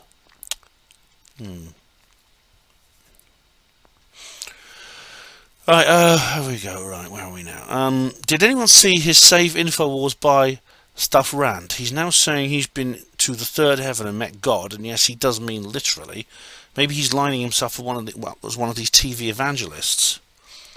Well, why would he need to do that if he's not going to have to give him any money? I mean, he has a massive. Sure, I mean, you say he's going to lose his business. I mean, if the court's appointed a trustee to take care of the business, but the problem is the money is attached to the business, isn't it? He's earned his money through the business. Pity for him, most of the money he makes in future will also go to the families. Well, not just the money he makes in future, the money he's already earned, I think, will. Now, if you still doubt Jones is an idiot, get this. He's told the world someone has donated $8 million. That will do nicely, said the trustee. Well, of course, yeah, no, they will want that $8 million even if Jones is bullshitting. They will insist he received it. They will, even if Jones is bullshitting. If he doesn't pay up, it's contempt of court and jail time. Jones wouldn't like jail. No bodyguards to save his ass there. Roll on the next trial. Yes, Ben, I'm enjoying this. Every bloody minute of it. Karma is a bitch. Right, well, I've had a read through. Okay, Max, the points you make, I don't necessarily disagree with any of the points you've made here. If anything, I think you overestimate Alex's legal position. Now, I disagree. One thing I disagree with you on, of course, is the last bit where you're enjoying it. I'm not. I think I obviously have a higher opinion of Alex than you, simply because of I know you believe the official story of Shady Nook. I do not, and I believe Alex is exposing the fake, what I think is a fake official story. You believe the official story. You believe that the parents are real parents, the families are real families, etc., etc. I suspect they're crisis actors. Yeah, but hang on a minute. You said, hang on. The point is, you use all the tricks to slag others off to keep it hidden. Yeah. So,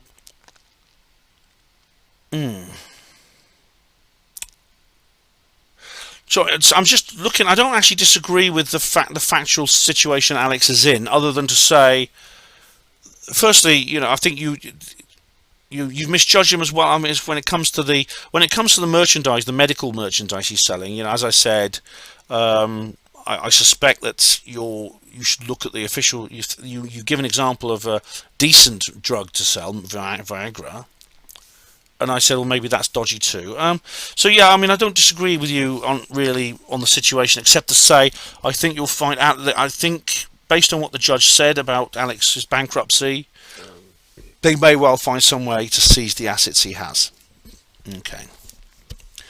Barry dies. Lisa cry freedom. A moving, frank, honest and compassionate tribute, Ben. Big hugs. Thank you, Lisa. Much appreciated.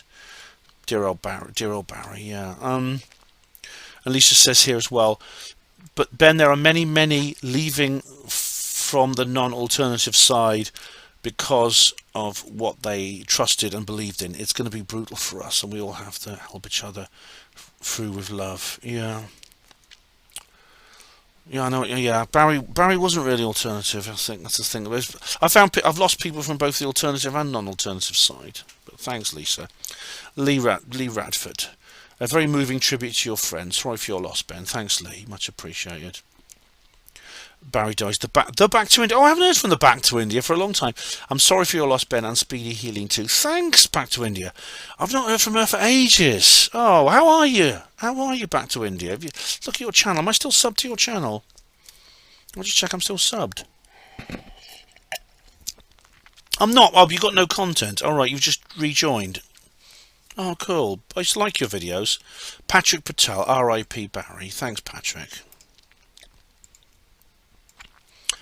And Patrick Patel says here, Ben, that actor Robbie Coltrane, aka Hagrid from Harry Potter, the Harry Potter movie, sadly passed away today. You often remind me of Hagrid, but the handsome hairless version.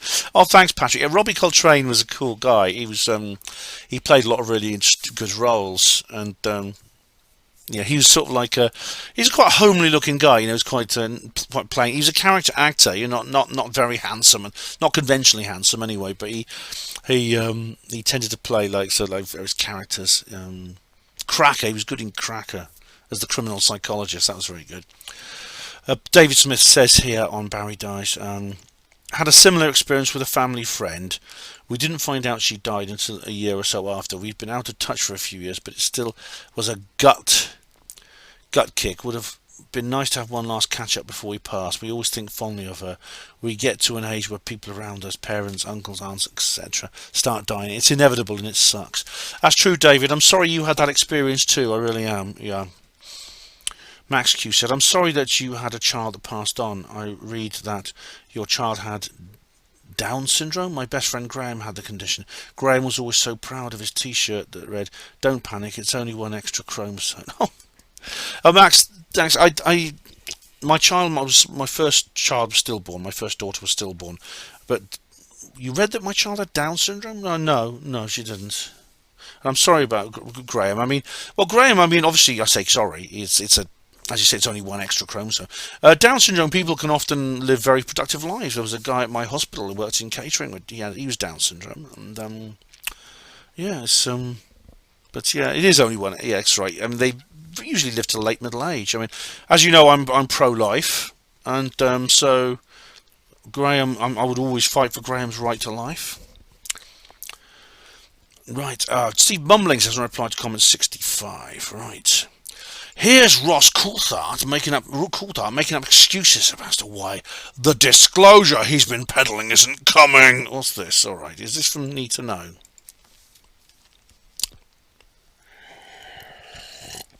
Pumped up, and it was a game day decision, but here I am, suit and all, to chat with a brilliant mind, fairly new mind. Oh, Ross Coulthard. Oh, right, yeah, right. Oh, see. But we've had some viewer questions. Oh, Ross Coulthard on UAPs and how social media infighting may prevent disclosure's progress. All right. Oh, right. Oh, why? Well, he's not there yet. There's these two other guys there. But Steve, I'll watch that. Thank you. I'll sub UAP Studies podcast. That alone is enough to sub me to get me as subbing, I think. The bottom line is there's nothing to disclosure. Well, I don't agree. I've not watched this program yet, Steve, but as you know, I do not agree with that. I think there is. I strongly suspect he's sitting on the test results from the alien sphere and knows full well it's just a mundane terrestrial material. You can suspect that. Whether it is or not, we'll soon find out. He'll delay that info for as long as possible, as it's bound to impact his book sales. Why would he do that, Steve? Why would he write a book about UAP at all? When he's already a successful, established journalist. He's one of the most famous. He's one of the top journalists in your country. Why would he even write a book about UAP at all? In that case, if sales is all he's interested in. The sphere is bound to be run-of-the-mill terrestrial material because it weighs exactly 50 pounds. Is that what it would be if it was made out of sort of steel or aluminium or something? Well, we'll find out, won't we? But it has these unusual properties, and Ross and Jeremy Corbell are bringing that to our attention. Aliens aren't going to be engineering artifacts using terrestrial imperial weights and measures. No, but we will weigh them using those imperial weights and measures. You say it weighs exactly 50 pounds. Well, that could be, to use that favourite expression, it could be a coincidence. Apparently, a high-profile, quote-unquote, UAP investigator has given up investigating UAPs. He's most likely looked into it quite deeply and found it's all smoke and mirrors. Well, who are you talking about, Steve? If you're talking about the basement office guy, that doesn't count. He's not a high-profile UAP investigator. Who are you actually talking about? Name, please. What's the name of that guy who does the basement office? He's actually quite cool. He got the basement office, New York Post. He's called John. Is it? Yes. Oh, and I've already seen you're already sending me links to the basement office. Actually, Green Street, isn't it? Green Street. Or do you do it because? Yeah, Green Street, isn't it? John Green. Somebody Green Street. You have to. And if the latter applies to you, you're in good. Adding up. One of those. His name's Green Street, I think. Insider. Very competitive with the. He's got a wicked hairstyle, man. Bring Tom DeLonge.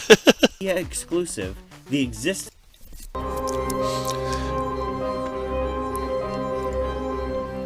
So. Yeah, I know you mean, yeah, but yeah, Green Street, his name is. I can't remember his first name. But so who is you talking? Who's this high-profile UAP investigator?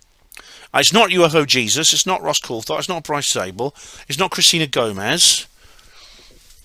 If by high-profile you mean somebody that guy does goof on or someone, then it doesn't count. Right, here we go. Moment of content. Watch party introduction. Dark Corners first. Yay! Well done, Dark Corners. You get it. You get the prize. Mark Porritt second. Thanks, Mark. Ground Cloud third. And Crafty Nihilist goes 56th. All right. Tessa 11111, just a 1111 says the recording is nice, Ben. Works well. Thanks, Tessa. Much appreciated. Yeah, I've used it. I've used it since then, actually. Of course, for the review, as you know, if you've seen it. Tessa 1111.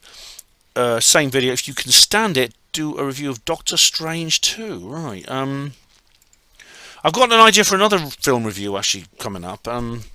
And I've been given several ideas for watch parties. I don't know. Yeah. Moment party, watch party introduction. Caroline McGreal.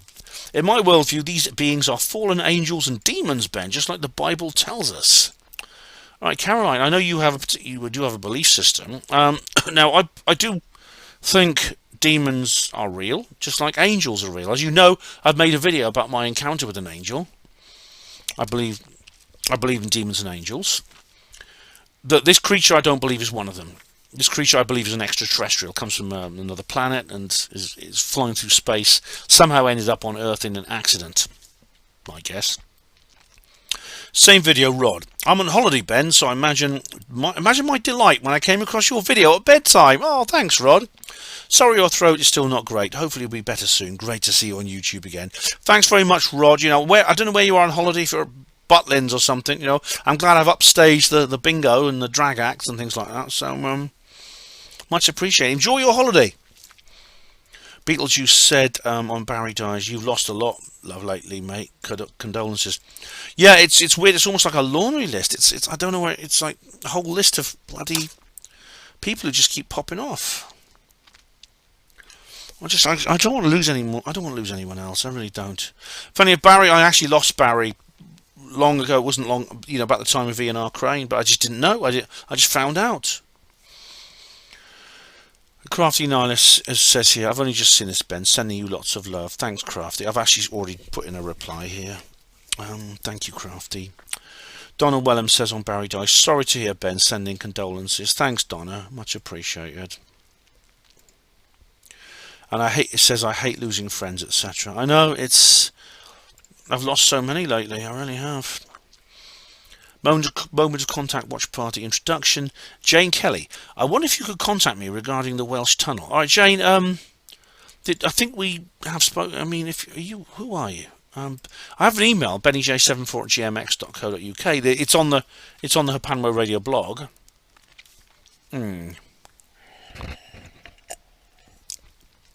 So do get in touch.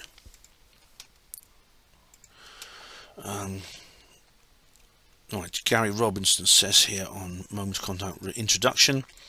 Hey Ben, mate, for some reason I didn't see this in my feed. Oh, not again.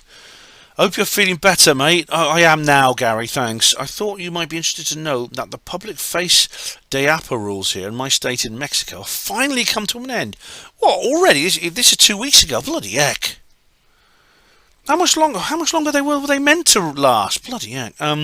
We are no longer required to wear them in public or in shops.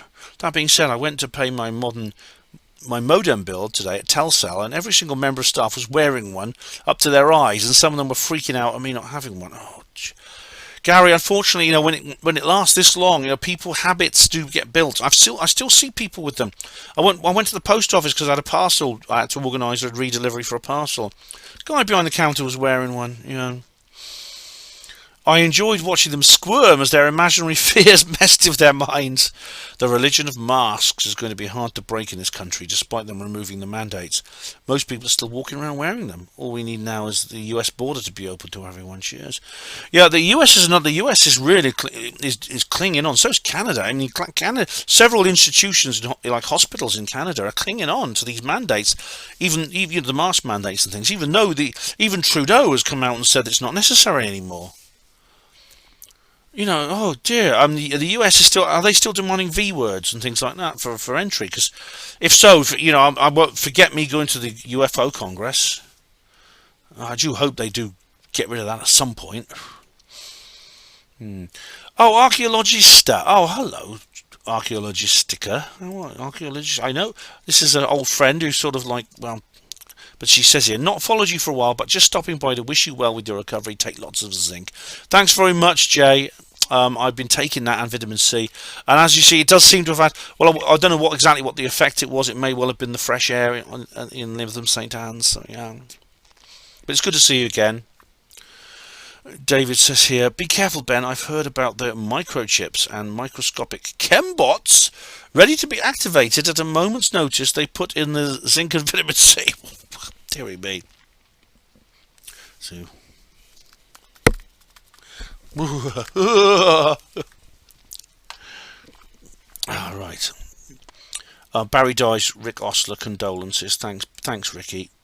So thanks, Ricky. Gary Robinson says here, a moment of contact watch party introduction. Ben, mate, I thought you might be interested to know I have some psilocybin microdosing capsules in front of me. Oh, right. Just plucking up the courage to take one. Sorry to hear you're still a bit unwell, mate. I recently caught something that made me run down for a week or so. I was saying earlier on, yeah, my doctor gave me Dexabion vitamin shots that I have to be administered by a nurse at my local hospital. I'm feeling much better, thank goodness. I'm still taking the ayahuasca microdosing oil, which is currently making me feel much better in general and seems to be giving me a better outlook. Cheers. Oh, brilliant. I'm pleased, Gary. Maybe you were saying you're a bit nervous about doing the full ayahuasca workshop like your wife did. I'm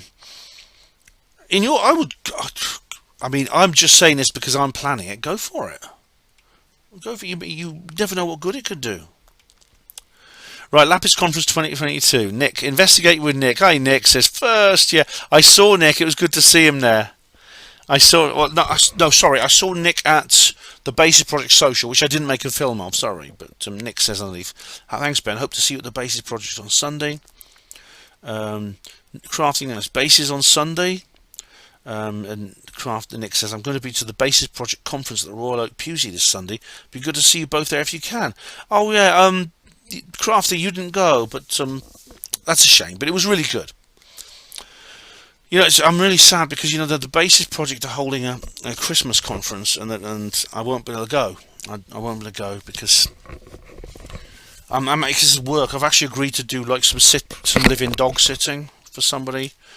I'm getting paid 450 quid for it, mind you. It's like a big job, but I've already agreed to do it. And then Miles announced the date, and it was like, oh, well, he hasn't. He may change. I mean, he hasn't officially announced it yet, I don't think. But if it may be a different date, but Miles, change it for me. Nah, you can't expect Miles to do that. Rick Auden said from Lapis Conference 2022, excellent to hear from you again, Ben. I look forward to meeting you at the conference one day. You're a top man. Thanks for the kiss. Thanks. Oh, sorry. Thanks for the kiss. Thanks for this. You're welcome. You're very, very welcome, Rick. I'm glad you like that. Brian O'Flynn says, great to see you up north again, Ben. Hope your voice is getting better. It is, as you can hear during the course of this video, it actually improves enormously. Yeah. Same video, Tricky Who. Nothing better for the throat than really hot, warm salt water. Hope you're well, Ben. I am, thanks, Ricky Tricky. And you know what? I didn't use that salt water, but it did get better. I think the salt in the air may have done the trick. Gary Robbins says, hey, Ben, I thought you might be interested to know. I tried psilocybin microdosing today. I'll let you know how it goes. Looking forward to watching this video. By the way, watching now. Cheers. Hey, great. Hope you like it, Gary. Lapis Conference, Marley Pumpkin. Yet more UFO bollocks. All right. Well, Marley, but you can't help. You have to watch it all, don't you? You watch everything I do. But if you watch the actual video, you'll know that UFOs are only a small part of what we discussed there. The thing about Lapis is it's not a UFO conference. It is a Fortean conference. That is, a Fortean means all kinds of weird things they discuss, all kinds. Multifaceted UFO things. Multifaceted paranormal, strange mysteries, true crime. All this comes under Fortean, as you know if you read the Fortean Times. Rod says on Lapis Conference 2022, great to see another upload from you. Still suffering with your throat, I hear. Really hope you feel better soon. Kindest regards. Thanks, Rod. Through the course of the video, it does improve. Lapis again, the lights were low. How many UFO sightings did Margaret Fry experience? Was she in southeast London, Bexley Heath, and North Wales? 2 separate encounters. I don't know, lights were low. I know she's seen several. I know she saw the landing of the 2 saucers in Bexley Heath in 1955. She saw that. She was driving there with her doctor and saw that. I've done an entire video about that. Went to the location. It was actually Kent in those days. It's now southeast London. Lapis Conference. No one's flower. Those train prices are astronomical. Yeah. They could have been even worse. If I bought a ticket on the day, it would have been even more. It would have been almost 50% more. Bloody heck. Like I said, it's National Express. If National Express want to reroute again, I'll start using them again. Wayne RS4 says on Lapis, I used to love Most Haunted years ago, but even I started questioning what was going on. Each and every time something gets thrown, moved or knocked over, you can guarantee Carl, Yvette's husband, is close by and just out of camera shot when it happens. It's a shame because it would be better if they just told us the history of the place they're visiting and what has been recorded, seen in the past. That would be good enough in itself, and if something genuinely happened, then great, but it's obviously fate. Even a child can see that. I, for one, no longer watch most fate. It's shit. I don't watch it that often. I mean, Yvette Fielding, she told me personally when I met her, nothing there is fate. Maybe she just has to say that, I don't know. I am suspicious of a lot of it. I don't believe it's all fake, but unfortunately, as Ross Hemsworth said, there is a cry wolf factor. If you're going to do a TV program about this sort of thing, you must fake nothing. And if no ghosties turn up, too bad.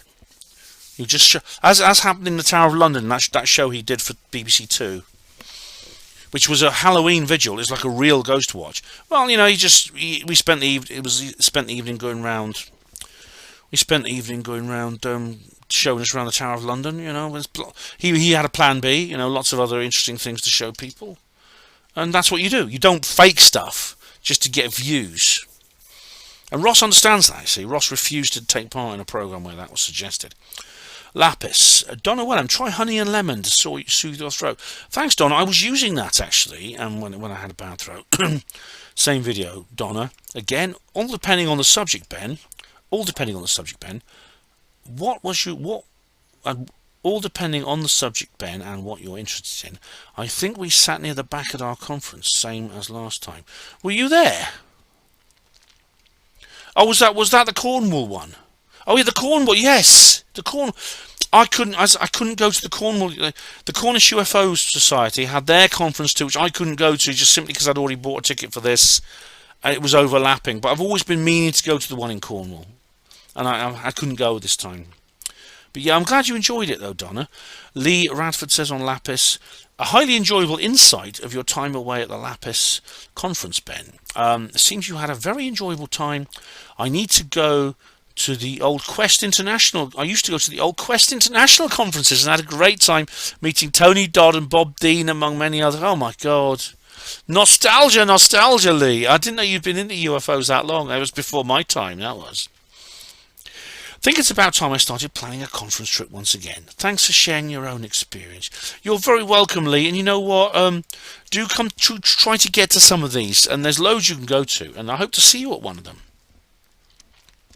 Lapis Dark Corners. Another excellent reportage, Ben. Thanks, Dark Corners. Glad you liked it. Darren Retro. Lapis. Right, yes. Ordinary World was by Duran Duran. Yes, it wasn't by Depeche Mode. I found that out later because I actually looked it up and played it on HPANWO radio. My 80s music trivia is not that good. And Sonara's Ashtree says here, I'm loving the old husky voice, Ben. It's gone now, I'm afraid, Sonara.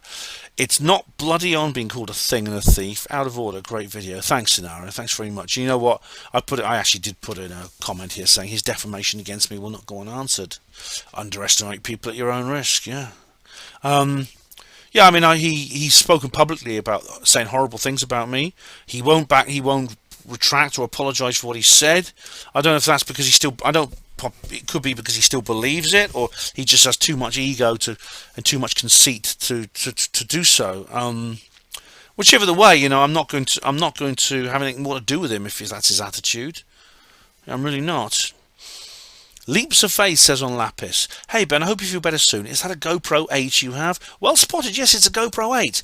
I know they're on to GoPro 10 now, but this was a GoPro 8. It was actually given to me by a viewer. It was a present, and it's turned out to be a good camera actually. I have a problem that converting the files is sometimes tricky, but because it comes out as very large files, but it's still. So it takes longer actually to edit and process videos, but it's still a damn good camera.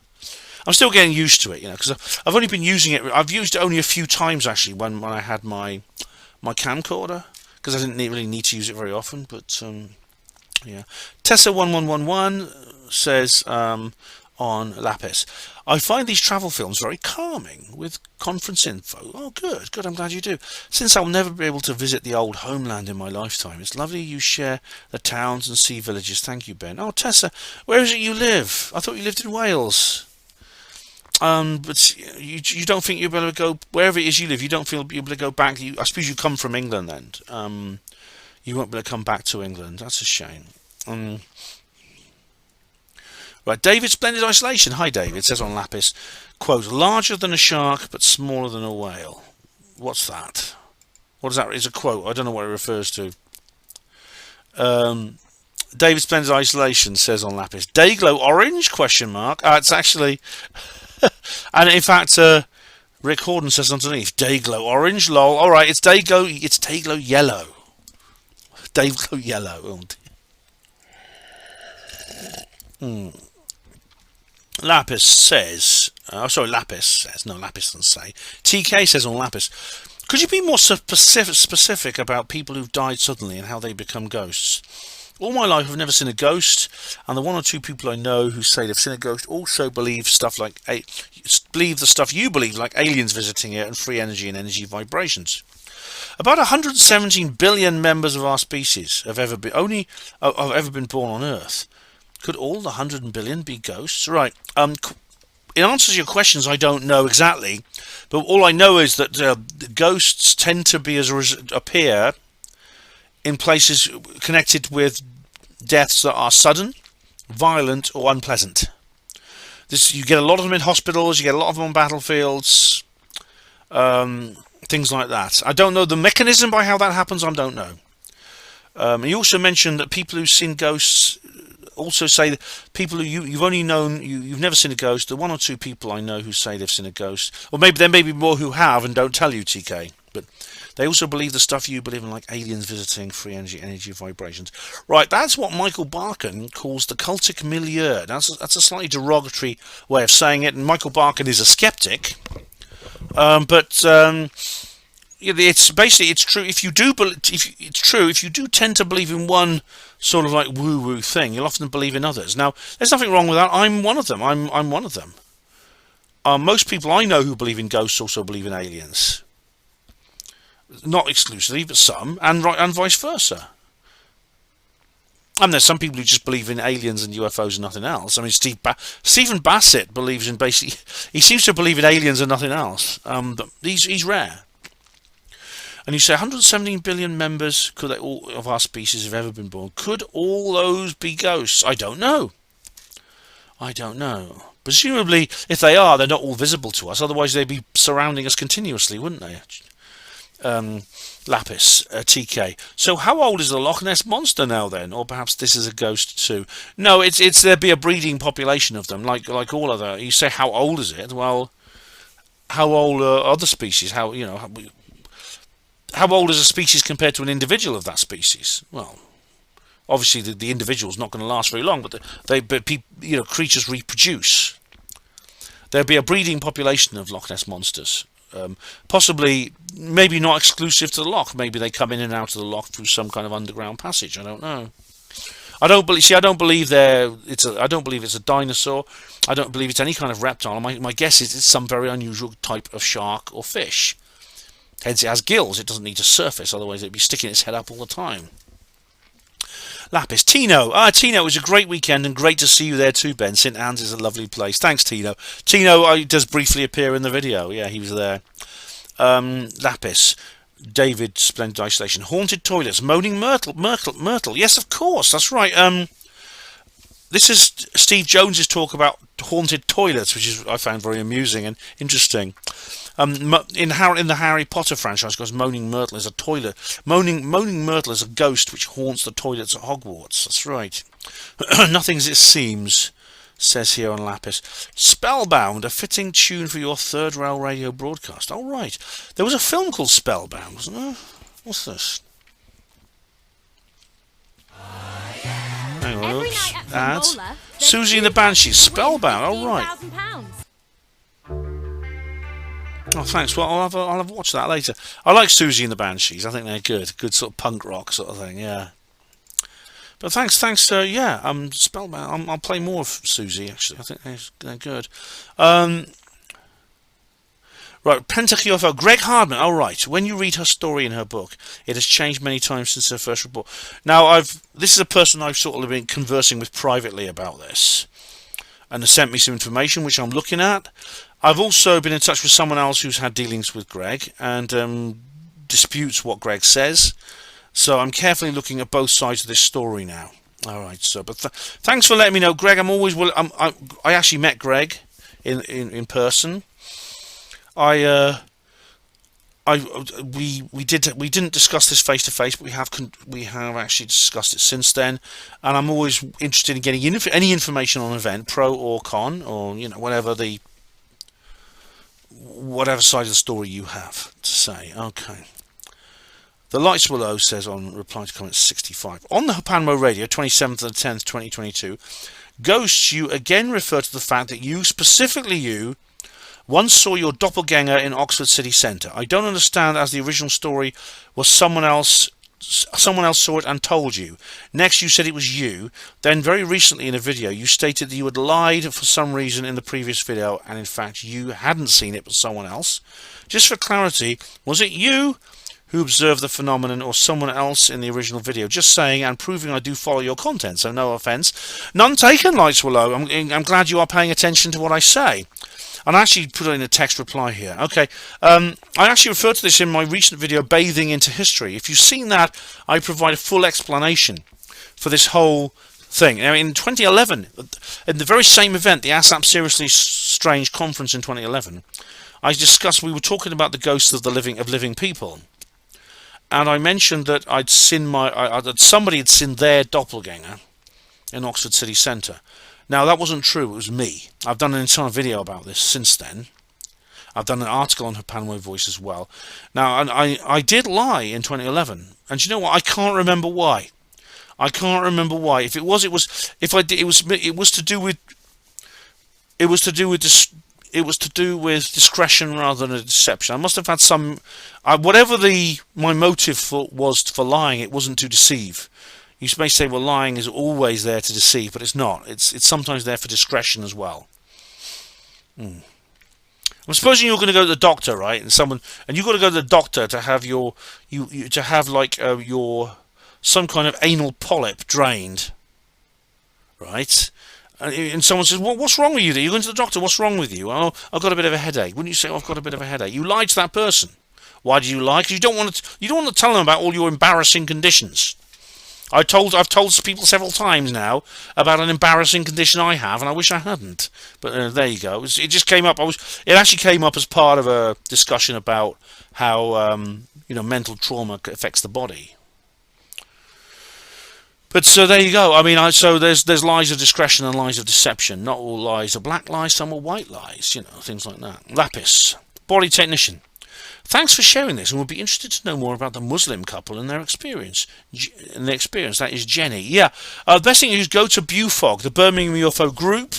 There's an entire study there done by Dave. It's including links to the videos where you can actually see the very, very strange CCTV footage they captured in their bedroom.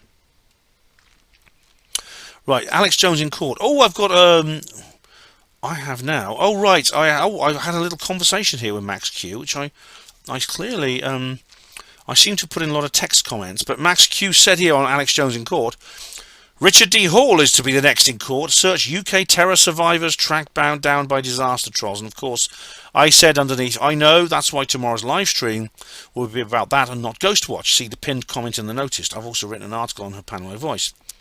Max Hughes said, I'm listening to the podcast now.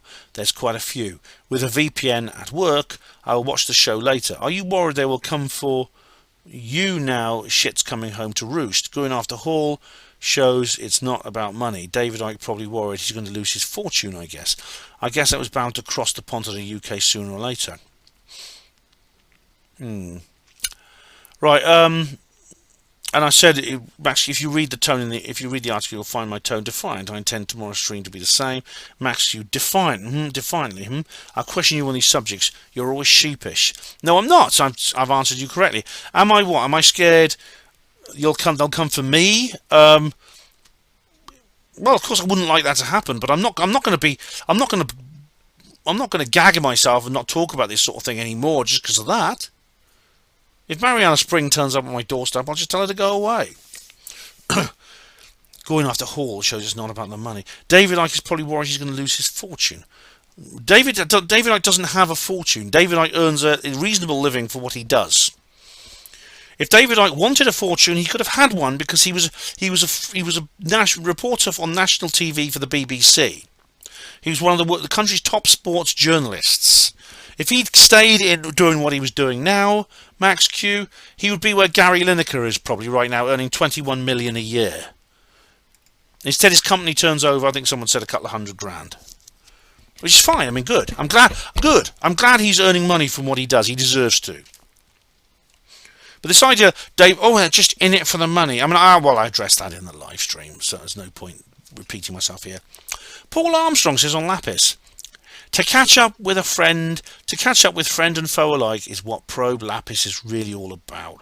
It is, isn't it, Paul? Yeah, really, the speakers are just an excuse for us to get together, really, aren't they?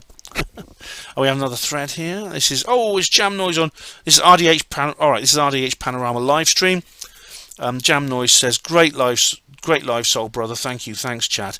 You were brilliant, Jackie. It was great you were there. You really contributed very well, and you were great as a mod. And Jackie then says, look at all the you've got some good views on this. I have, which is great. And Jackie says underneath, thanks for doing Soul Brother. I'm so happy to hear you're sounding better. Please, can you do me a massive favour? Please, all right. I've just done it for myself. Please get your eyes checked, bro, before they get worse. Please look after your eyes. Promise you'll make you'll make an appointment. I will just keep bugging you about it. I've got some glasses coming with anti-glare, so I'm hoping that will help me. And I said I will. And now someone else has actually pestered me about this.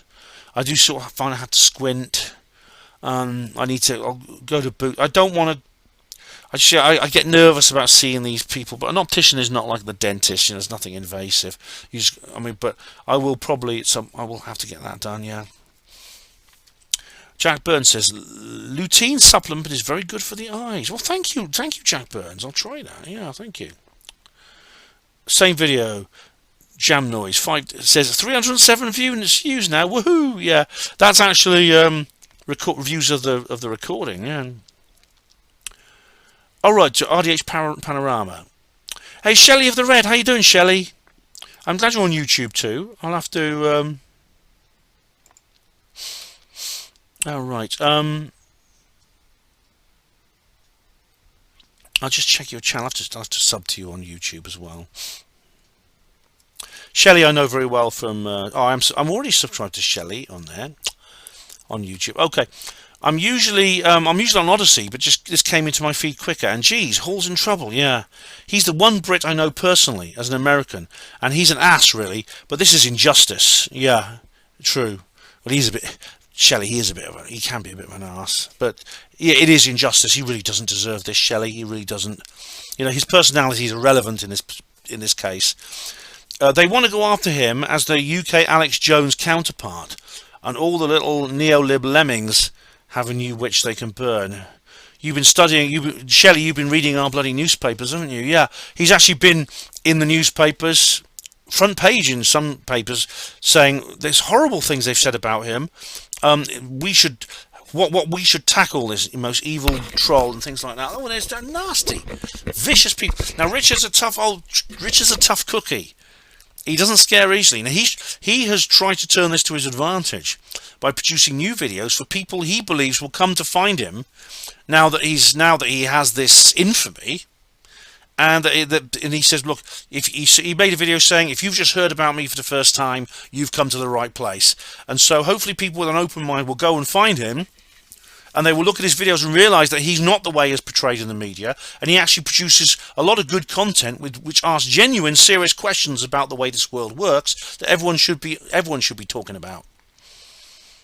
You know, and hopefully he can turn. In that case, this will all backfire on the BBC. I hope it does. But yeah, the neo-lib lemmings. Oh, they're awful, aren't they? But Shelley carries on. Alex Jones could fight back, but look at Julian Assange. Can he? Now, Julian is looking at the end of his tether. I mean, he's only about 50, but he looks about 70. And of course, he's in bloody Belmarsh now. How long is he going to last there? I mean, oh God, he's awful what they did to him. Shelley says, state secrets are different, but it's nuts how lefties love the deep state bandwagon rides. Yeah, that's horrible, isn't it? The way they you see, the lefties think they think they're the rebels, but it's incredible. They are the establishment. Don't they not get suspicious the way everything in government and all the authorities seems to go their way, and they're always championed in the media? Why do they think they're the rebels? It's like Paul Joseph Watson says, conservatism is now the counterculture. Shelley says, your voice sounds much better, Ben. I hope you're well. Hope everyone is after so much government shake-up up there and prices. Yeah, thanks, Shelley. You're getting a love heart for that. And you know what, Shelley, I know it's the same in the United States, and I wish you all the best over there on that side of the Atlantic. Daddy Cornflakes. Oh, bloody hell. Daddy Cornflakes. Those cornflakes. Corn spelt with a K, like the band. Why do you say he's an ass? In what way? And Shelley replies here, I don't think it would be nice to air his business, except that others who have had the same experiences with him should know it's not them. Hall can definitely leave you feeling this way. If I were to say anything, it's that he's very jarring, easy to gaslight and shred you, truly not seeming to know you have reasons for your own truth and opinions. He expects to dominate and treat you like you're stupid, and I'm not stupid, so just very hurtful stuff. Seems my experience is pretty right par with Ben's and others. Can't let the thugs eat him alive, though. Shelley, that's an excellent summary. I think you're right. Richard can be antisocial. He seems to be, well, I think he's quite introverted, and he's naturally quite suspicious of others. And you say, you tend to say something. He tends to jump. When I used to speak to him, I'd say, not like in real life, but you'd say something online, and suddenly he'd give you a very sharp reply for no reason at all. That really wasn't provoked. And he sort of lives he has a kind of ivory tower existence where he separates his opinion of others is so low that he separates himself from them. And he does talk to people like they're stupid, yeah, and it is hurtful sometimes, but as you said here, we can't let the thugs eat him alive. Exactly. Firstly, my personal issues, my issue with him is personal, as yours is. Has got nothing to do with the quality of his work, even though I do criticise him for the quality of his work sometimes, because it can sometimes drop below par. So, but so my personal experience, my personal feelings for him are irrelevant. He's being mistreated by the media. He's been persecuted for his beliefs. He's put forward a thesis which was very radical compared to the official story. And now people are saying because he questions the official story, he's what they call him, Britain's nastiest troll. Just look at some of these things. Let me just find a headline about him, because these keep. He's now like really. Let's look at his images. He's on IMDb. What is this? Britain's... This is the Daily Mail. This is the one, yeah. Just look at this. Just look at this. Display. Hang on, there we go. Is there a photo of him? Britain's cruelest troll, who's helped spread conspiracy theories about Madeleine McCann, 9/11, and the murder of MP Joe Cox, could be made to pay for his lies about the Manchester, you-know-what bombing, as horrified families of terror attack victims stage a fight back. Richard, oh, good grief. There, oh, he's got a sharpened spike. Oh, this is Step forward, Richard D. Hall, a man who attempts to make a name and money out of somebody's predicament. This is, even by the mainstream media standards, this is despicable. This is appalling. This is so unprofessional, it's unbelievable. Britain's cruelest... What the hell? I do hope people see through this. Because people who do see through this will just Google his name, they'll find Rich Planet, which of course they don't put a link to. So what? People can Google.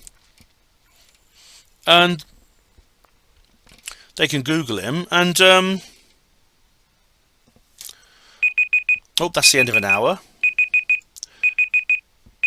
Okay, let's go leave that. All right. Now I do, as I was saying, what I hope is, I mean, that I don't have to reiterate anymore. That makes me sick. That makes my blood boil. How could they be even by their standards? That's low. That is a low blow. And I do hope that people, and Richard understands this, is why he's made that video saying, if you've never heard of me before, you've come to the right place. He understands that people hopefully will come and find him now and hear the other side of the story, which you'll never hear from these pieces of toilet paper that call themselves newspapers. So, Shelley, thank you very much for that comment. That's an excellent assessment, I think. And I'll be back shortly for the third hour. Right, hour number 3. Where are we up to? Let's have a look. Okay, so, I think I can get this done within the third hour, actually. We now have RDH Panorama live stream. Ian Gostling says, I think the problem now is that people are choosing their beliefs and are choosing their beliefs and choosing not to see. Right, I think on the mainstream side, I think people are choosing not to see, but maybe I shouldn't be too hard on people. If you've grown up, I mean, I don't. What is it that makes me this woo-woo and others not? I've never understood that. Where did this all come from? Where does this all come from? Because my brother's not like me, my father's not, my daughter's a little bit, but why have I become this conspiracy theorist, paranormal, UFO believer? I'm the only one in my family, literally, because all my Dutch family I never see anyway. They would never like me. RDH Panorama livestream TK Naughty Ben. I hope you have a good lawyer, as I have a number of ghosts here that don't exist and claim you say they do exist. My goodness me. Oh dear. Let me run that past Judge John Deed. RDH Hugo Rune. Quote, doing a bit of a Hugo Rune. Yes. I did. I said that, didn't I? I said that to Jam Noise. Sorry, forgive me, mental problems. Honestly, Ben, I love your post, but this baffles me. Is a timestamp here? Is this when I said it? This is when I said it, isn't it? Rune there, You're doing a bit of a Hugo Rune. Yeah, that's because Jam Noise was basically she was lighting up. You know what I mean? Which you do. Right, RDH Dark Corners UK. On the subject of Black Panther Wakanda Forever, certain prominent members of the BLM movement are suggesting that the film is not for white people and are asking them not to attend early screenings of the film. The mainstream media, as expected, is brushing it under the carpet. Yet if the opposite was true, it would be considered as serious hate crime. Really, John? Right, I'm going to see it as soon as it's in the right. If they're telling white people not to attend, I'm going to damn well go and see it. I'm going to be one of the first people to see it. I'm going to book it in advance. You see, just them saying that is like a red rag to a bull for me. If they just kept their mouth shut and said, "Oh no, go and see it if you want," damn it, I'm going to see it as soon as I can. Oh yes, and yes, I'm going to take my camera along. I'm going to do a roving review. Yeah. As I said, I don't know why they're so. I don't know why they're doing sort of spin daisies of joy over this, because the original Black Panther film was not anti-white at all. It was actually far less anti-white than most things, far less so than, for example, various soap operas. So I don't know why there's so much fuss about it, quite frankly. RDH Mason Free Party says, I think we ought to have a freedom of speech protest in Bristol or Beeston, where Tommy Mayer was framed and the supposed Muslim bombers were recruited. It might attract a few whistleblowers. Well, that's already. I think that's already been done. That's kind of what Richard was doing, wasn't it? And it's absolutely true. Absolutely true, Mason Free Party. Yeah. Maybe I don't know what Joe Cox's name is now. Maybe she can come down from her little village in the Pennines. and I don't know. She won't. RDH says to Mason Free Party. No, it says Mason Free Party here. I'd like to interview the wife of Mohammed Siddiq Khan, who was pregnant when he was framed and no doubt killed on or before 7/7. The poor woman had a miscarriage, probably brought on by the event. Remember, Khan had bought a return ticket, as if he would abandon his pregnant wife and their baby due. That's one of many. That's only one of many suspicious elements to the whole thing. Mason Free Party. Yeah. David Smith said underneath, yeah, he couldn't possibly have had the thought that buying a return ticket would look less suspicious. Impossible. But for it all to be a conspiracy now, that's perfectly normal. David, I suggest you look at more information on this, because there's many other reasons to be concerned about this. There is many reasons to be doubtful about the official story. Mason Free Party says underneath to David Smith, buying a one-way ticket doesn't make you look like a terrorist. I mean, you're an MI5. I take it you mean MI5 establishment conspiracy. David Smith says no, but someone of unsound mind, say, I don't know, someone who's going to bomb the place might have just thought cross their mind. David, you're clutching at straws there, you really are. Mason Free Party says here on RDH, Andrew Johnson blocked me because I suggested Hurricane Erin was faked on 9/11. I can prove it was by satellite images of Erin and Gabrielle. That overlap. Andrew Johnson has a block list longer than Steve Shives. I mean, the guy is no wonder he and RDH get on so well, because they're both as narcissistic as each other. Well, I blocked him. I did it for a different reason. But I mean, yeah, if you don't have to disagree with him much before he starts blocking you. Yeah, that's what happens to people who are in like bubbles and ivory towers. Well, if he sees, if I run into him again and he approaches me, he might. Well, I won't say anything for legal reasons, but, I'm not happy with him. I am displeased with his attitude, shall we say that. RDH says, Donna Wellham. Ben, watching this now as I didn't have time last night. Well, thanks, Donna. I hope you enjoy it. Now we have a thread here on RDH. Diego Rivera, what's that? Hang on. Just one moment. Oh, right. So I just got to quickly send a text to my little darling, who is my daughter. There we go. Diego Rivera Israel Diego Rivera Genius to the Real Genius says Andrew Johnson's channel has been taken down. Maybe they're after his fleece. And I checked. No, it's still there.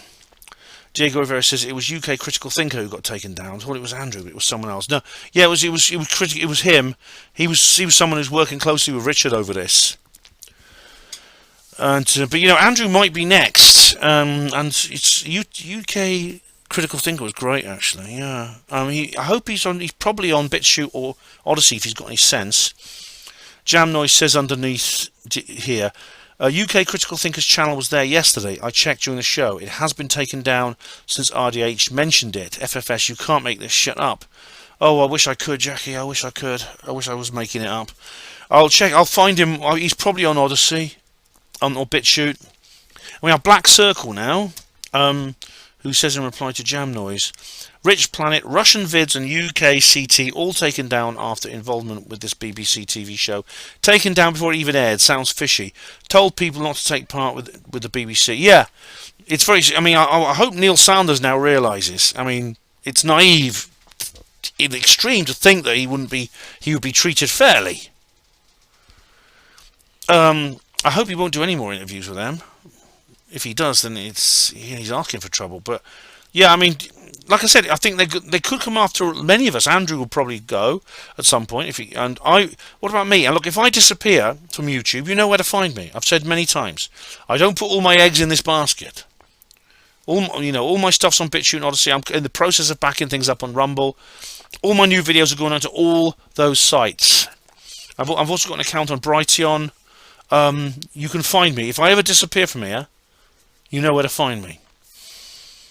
RDH says Lisa. So here we go. Lisa's kicking myself for missing this. Wish you tagged me, Ben. I did, Lisa. Listening now. All we need to support Richard D. Hall in every way possible. Lisa, I did, or I tried to. I mean, I did tag you. Didn't it work? But yeah, we do need to support. Yeah, we do need to support him. I'm sorry it didn't work, Lisa. I did tag you. I did. I think I may have even. Some problems when I try to tag people, sometimes their name doesn't come out, but yours did come out. I don't know why that happened. Lisa said here, very well said. Well said. Very happy you're supporting him, Ben. I totally agree. Yeah, thanks, Lisa. I'm sorry you didn't catch it live. I don't know why that was.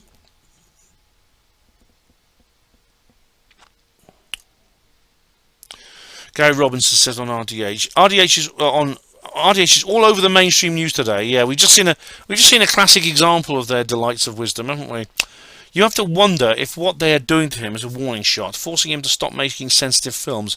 No doubt if he'd stuck to hidden history and UFO documentaries, he would have been left alone. Well, for now, but I think even they are being targeted. But yeah, you can still talk quite freely about UFOs, and it's not a problem. That could change. The history thing is different. I mean, it depends what part of history you're questioning. So I'm in the middle of a text conversation with my little darling. There we are. I call her my little darling. She hates that. She's 27. She hates it when I call her that. But she's my baby. I can't help it. I think of her as a baby. It's just, but yeah, it depends what part of hidden history you question. There's certain things in history, no one can talk about, even if it's legal, because people all over the world watch my videos, and if I talk about it, they could go to jail. Simple as that. But the warning shot, it certainly is. I don't think it's going to work though. Richard doesn't scare easily, and he's certainly still, I don't think they're going to force him to stop making sensitive films. He's still making them, and so am I. I'm going to be with him all the way on this. Dag Jab says underneath, I agree, they wouldn't be bothered if just talking about UFOs, NASA hoaxes and hidden history, but I say good on him for the work he's done. This stuff needs exposing. Yeah.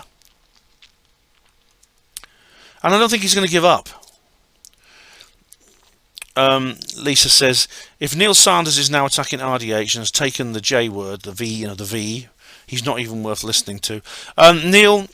Neil is now really only one notch up against Full Skepper, and I think he's, in terms of the factual issues, Lisa, I think he's made a terrible mistake. Now attacking Richard, I think it's not that. I do think, like I said in the video, his intentions were noble. He wanted to act as a positive character witness for Richard, and unfortunately he failed, as I said he would. Because, of course, in the TV show they edited him badly, and he's complaining. And now and then he turns around. Now he's complaining about it, and I think, well, like I said on the mainstream, as I said on the live stream, why are you complaining, Neil? Didn't you expect this? Did you expect better?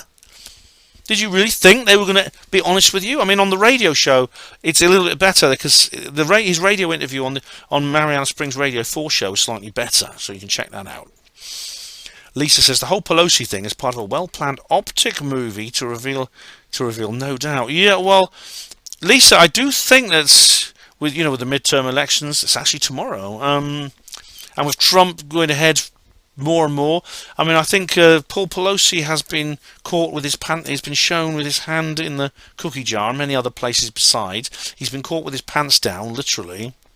And obviously, it's not as bad as it's not as bad as Hunter Biden. I don't care what he gets up to with consenting adults. It's an issue between him and his wife.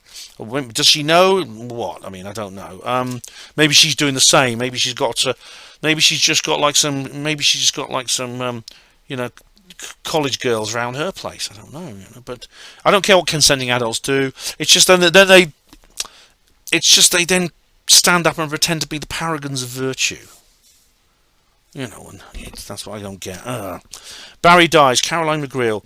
Sorry to hear for your losses, Ben. One day we will all face that last day. I get comfort from my faith in Christ. I pray you will find peace too.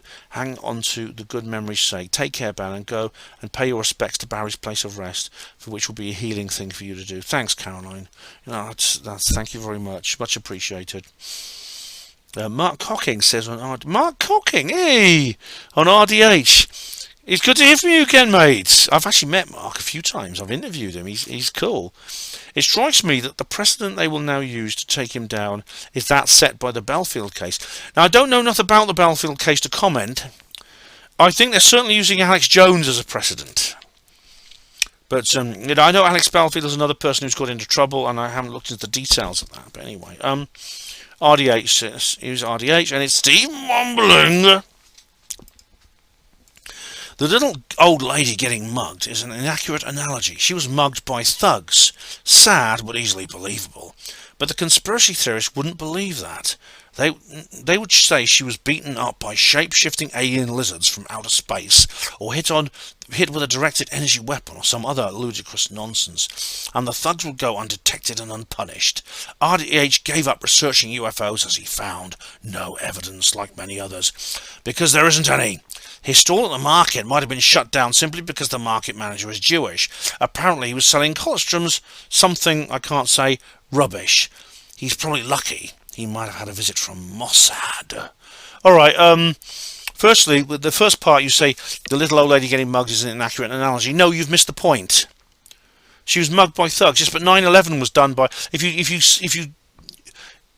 equate the thugs with the real people who did 9/11... No one is saying that those people didn't do 9/11 on the conspiracy theorist side. It is you, skeppers, and you believers in the official story who are saying that. So, and you go on with this silly stuff about shape-shifting alien lizards. No, no one's saying. No one is actually even commenting very much on the identity of the people who did it. Only how it was done and how it couldn't have been done by the people we say did it. So you completely missed my point, Steve. And as for the rest, firstly, Richard does not given up researching UFOs. He still does. He's just branched out into other areas. He now talks about other things on top of that, the way I do.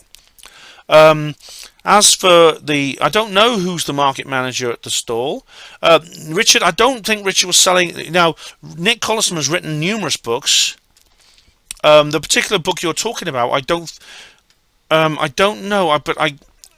Richard has never had that particular title on his stalls at his conferences. He's had Nick's other books, the ones to do with 7/7 and with the various other things. He's written a book about COVID. He's written a book about Russia, which I've interviewed him about on HPANWO Voice, also on HPANWO Radio, and I have actually done an interview with him on the subject we can't talk about.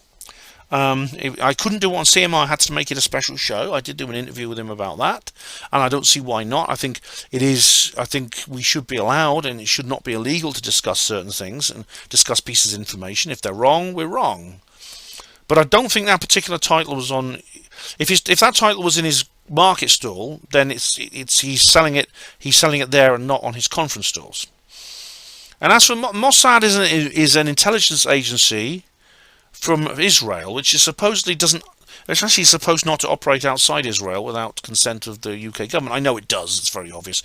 So yeah, I mean, he simply having Nick Collistrom's books of any kind available can get you linked with the other things he talks about, which are more controversial. Now, I know there's some people who won't have anything to do with Nick as a result of that. I'm not one of them. I won't do that. Because I don't think Nick's a bad guy. David Smith underneath says, came here to say, David Smith says in reply to Steve, I came here to say exactly this. Thanks, Steve. I've listened to all of this, and will do a point-by-point rebuttal comment when I get the chance. Not that it's really needed. Anyone with half-decent critical thinking skills accepts the reality of the situation. All right, well, we'll see about that. We'll see if your factual comments match your rhetoric, David. If your factual comments match your rhetoric. Dag Jab says here, if Colostrum thinks he something I can't say, so what? That's his opinion. It's up to others to make their own minds up. Richard was just selling his books on behalf of him.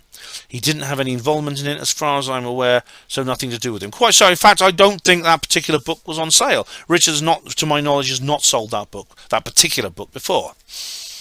I actually have a copy of that book, believe it or not. Steve says, because it's misleading rubbish and extremely offensive. All right, well, unfortunately, things being offensive is not a reason. I think it's not a reason to make them illegal. And what's misleading rubbish and what is not will be decided by dialogue between different people who are with different opinions. Okay? That's how we decide what is correct and incorrect. I believe that we should be allowed to discuss all information openly. I mean, you're allowed to discuss. I mean, you go to university. It's actually difficult to go through an entire course at university without being sat down and told how evil white people are and how all men are rapists and things like this. That's offensive to me, but I wouldn't ban people from talking about it. I would say let's have the other side of the story taught as well. Let's carry on here. Right, RDH. Ferdinand Golia. Missed the stream, but listening to it now. Excellent content again, Ben, and I'm glad to hear you're not sounding so raspy. ATB, all thanks and the best regards. Yeah. Thanks, Ferdinand, much appreciated. Here we go. Right, Dag Jab. On RDH. I can't believe what Neil Sanders has been saying. He deserves no respect. In the BBC interview, he claimed that Richard was okay at first when he guested on his show, and he was on the view that the terror attacks were real. But at some point, he changed his mind. So what? His video about the you-know-what explosion was very well researched. Oh, I can say concert. The concert explosion was very well researched, but they still get idiots saying he was lying and saying he secretly filmed families' homes. I've noticed that the Panorama program. There's a short video taken by Richard at his market stall with him filming himself, showing his merchandise. Does anyone know why this video wasn't uploaded to his website? And if it wasn't uploaded, and how did the BBC get hold of it? Did Richard send it to them? No. Well, Richard wouldn't have sent it to them. I'm guessing that probably it was something that Richard uploaded and then deleted. But the BBC downloaded it before then. Richard certainly wouldn't have sent it to them. As for Neil Sanders, I don't respect what he did because I think he did something very foolish. However, I think his intentions were good. I don't think he intended to do Richard any harm. A lot of people saying he stabbed Richard in the back. No, he hasn't. No, he hasn't stabbed Richard in the back. He got involved with this documentary and the radio show because he thought he could somehow do some good for Richard. He actually did say he didn't believe Richard was a bad guy. He was trying to act as a positive character witness. The problem was it's not going to work. As I said, it wouldn't work. And he should know better than that. He should know what these people are going to do. And of course, when the TV show came out, his whole interview was cut to pieces. Yeah. Oh, and Black Circle says on the same here. I hadn't seen anything outside his Rich Planet videos, and I saw a recent podcast, and he was on the anti-conspiracy bandwagon, and he was saying how people believe everything is a hoax. Meanwhile, he looks like he's on something. He abused something. His mind ain't right. Black Circle, I think you're talking about Neil Sanders. Yeah, Neil does a show now called Some Dare Call It Conspiracy with a guy called Brent Lee, who's also a recovering conspiracy theorist. I do listen to it. One of my guilty pleasures. But of course, I completely factually disagree with what they're saying. I really do. I think they made a mistake by rejecting conspiracy theories. Anyway, here we go. Dag Jab says to Black Circle, yeah, I've noticed he's doing podcasts and radio talks about his anti-conspiracy views. He's very articulated and fluent with his talking, but he waffles on a bit. Yeah, Neil does the absolute epitome of the Gish Gallop. He can talk literally non-stop for a couple of hours, laying out fact after fact after fact, to dispute all of those, to line them up and just knock them all over is just impossible. Whether he's making sense, I don't know. He's not. He's not. He's trying the old method of making out that people believe that everything is a conspiracy when actually people don't think like that at all. I've actually done a couple of articles on HPANWO Voice criticising Neil and his views, which you might want to have a look at. His views about, for example, the 17th letter and Trump and things like that. He even includes things like Bigfoot and the Loch Ness Monster in there. Well, they're quite in the same league as, say, 9/11. And actually, there's a lot of evidence for the existence of Bigfoot. It's actually a conspiracy. Maybe someone... Bigfoot's is actually a conspiracy. Maybe someone's got to him. Maybe he's been mind-controlled himself. I don't think he's been mind-controlled. I think he's kind of like... I don't know exactly what is motivating him. He may simply be gone skepper, so some people do. As for Bigfoot, the covering up the existence of Bigfoot, I've also just done an article about that on HPANWO Voice, but I don't want to go into that now. Funnily enough, there's a video on Podcast of the Lotus Eaters, Sargon of Akkad's new show. It's behind a paywall, but apparently Sargon believes in Bigfoot. I hope he does a free one about that. Black Circle says to Dag Jab, I think he's controlled now, or clout to chase it on another audience for cash to feed his habit. Oh, no, the Black Circle, that's slanderous. Come on, you don't have any evidence he's addicted to anything. He's trying the old method of making out that people believe everything in his conspiracy. All right. Oh yeah, you're quoting. I see you're quoting Dag Jab there. He makes broad statements like these, yet provides no factual evidence or debunk that these events happen as described by the media. Yeah, I've seen a couple of debates he's been getting into with people, and again, he's straw clutching. He's not different than the BBC. Him going on the show thinking the BBC was going to show him in a positive light was dead wrong. Yeah.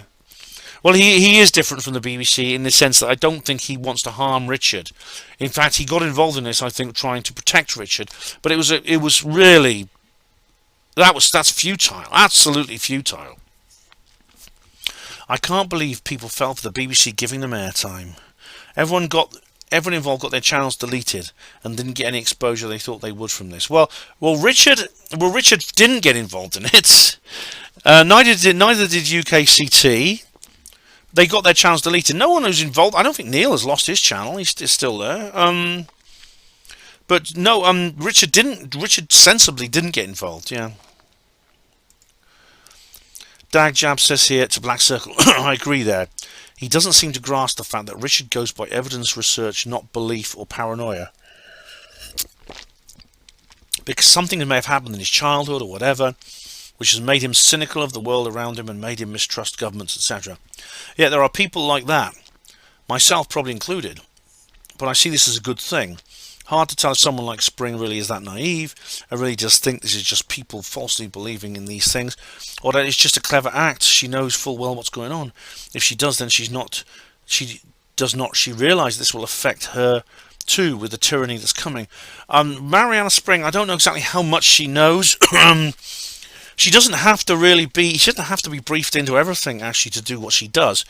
There's no doubt she's intelligent. I mean, she's an alumnus of Pembroke College here in Oxford. I don't know what. I know what she's saying. It could be that she really believes the kind of trash she's talking. And people who do that, people who actually are sort of like useful idiots, are far more effective for propaganda than than knowing liars, because they can't spill the beans, can they? Black Circle says to Dab, Spring knows exactly what she's doing. The conclusion of the video was set out before the filming. Well, the second bit is right, yes. The media is full of intelligence agents. It was smear from the start. The media is full of intelligence agents. Remember Jon Snow saying how he was approached by MI5? I bet how many... He said no, but how many said yes? Another thing is Sanders goes, he didn't believe Shady Nook when I knew him, making out he was only into UFOs, then was trying to make money off these alleged events.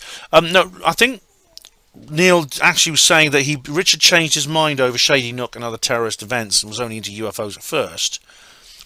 But Neil never suggested that Richard was trying to make money. Neil knows very well that's not the case. Richard was a skilled man who gave up his career for this. Moment of Contact Watch Party Review, Jock of Ages. What are your thoughts on RDH and David Icke and everything going on to both of them. It seems that when Alex Jones' verdict became news, it emboldened the authoritarian mob who like to spread peace and love. I know you mean that ironically.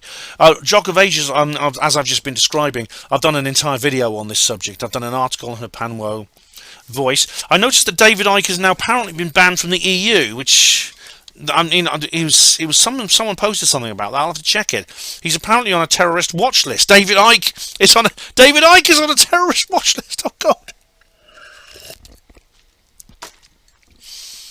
This is turning into some like a bizarre comedy.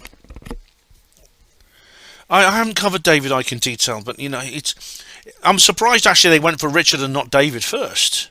I think David's probably next. Then they may come for others. They may come for me. Things like that. Yeah. Right. So review again. Hugo Rune. This is Moment of Contact Watch Party review. Portuguese. Yes, you say it's a difficult language, but really, well, the phonology is, Richard. I don't know. It's actually a Western Romance language. So I think its grammar is quite similar to Spanish, and a lot of the vocabulary is quite similar. You like English and the Commonwealth, regions have their accent. Yeah, I wouldn't be surprised if in Portuguese they speak differently to people in Portugal. The same way we in the United States, for example, both speak English, but we speak different forms of English. Portuguese is similar. I spent a year month on month off working in Angola. I know that it's a Portuguese-speaking country in Africa, yeah. And my months off were in Brazil, and wow, the Brazilian accent was sexy. Thanks for the memory. You're welcome, mate. Yes, I mean, I must say that these things are all subjective, of course, to do with taste, but the women of Brazil are really very alluring. I'm sure you agree. It wasn't just like the translator, it was the others. I mean, even like Valkyria and Liliane are quite nice. You know, it's yeah, it's a nice country. Scores very high on the National Happiness Index as well. I think it's third or fourth on the National Happiness Index, something like that. Right.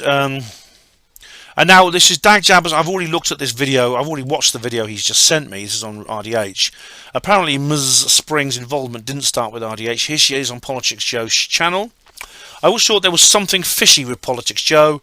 She's one manipulative woman. Strange, I'd never heard of her before this with Richard started. Never heard of the truth researchers I listen to on a regular basis mention her. Right, yeah, her name has come up with some people. As she actually says in this video, this is an interview with Politics Joe. I actually haven't watched Politics Joe for a long time, and I must say he has gone downhill. He gave this really softball interview. She said how much she's abused and things like that. I mean, I should point out, like I've said before, please don't approach these people. Least of all, if you're going to hurl abuse at them, don't do that. All right. If you're going to send them death threats and things, you might as well just send them money.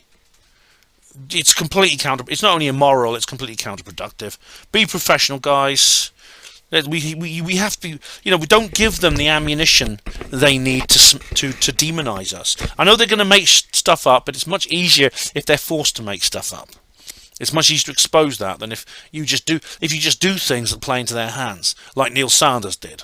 Although I don't think he meant any harm, he played into their hands. So yeah. She says the show is called How to Argue with Conspiracy Theorists. She doesn't want to argue with us. She wants to unperson us. Oh, anyway. But thanks for that, mate. Thanks. I'm putting a reply here. There we go.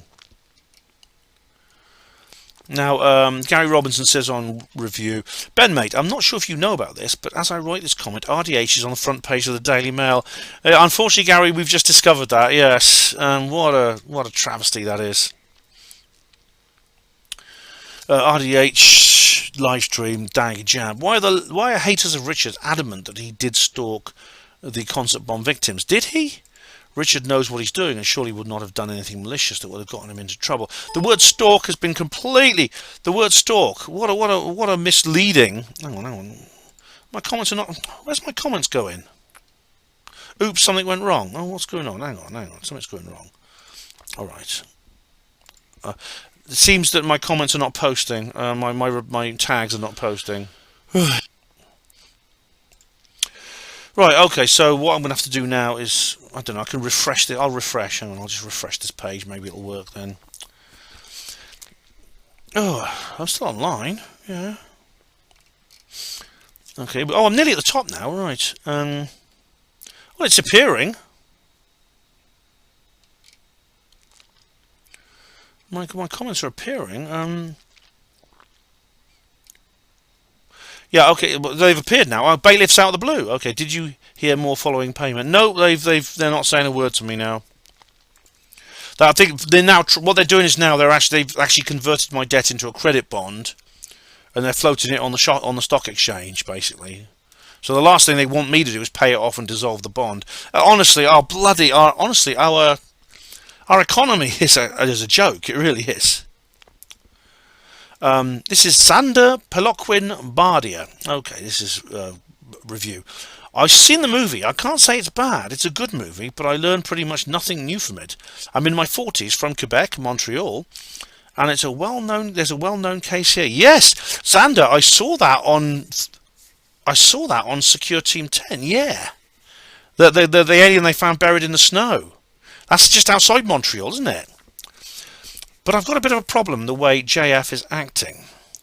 James Fox, claiming that people know practically nothing about it for UFO community is false. Yeah, I mean, it's a very famous case. There's lots of other documentaries about it. Since it's an interesting one, second, the famous announcement of the supposed 35-second video. He started by asking 48 hours, after another 48 hours, after more time, and now then people are asking for proofs. He's practically accusing viewers, etc.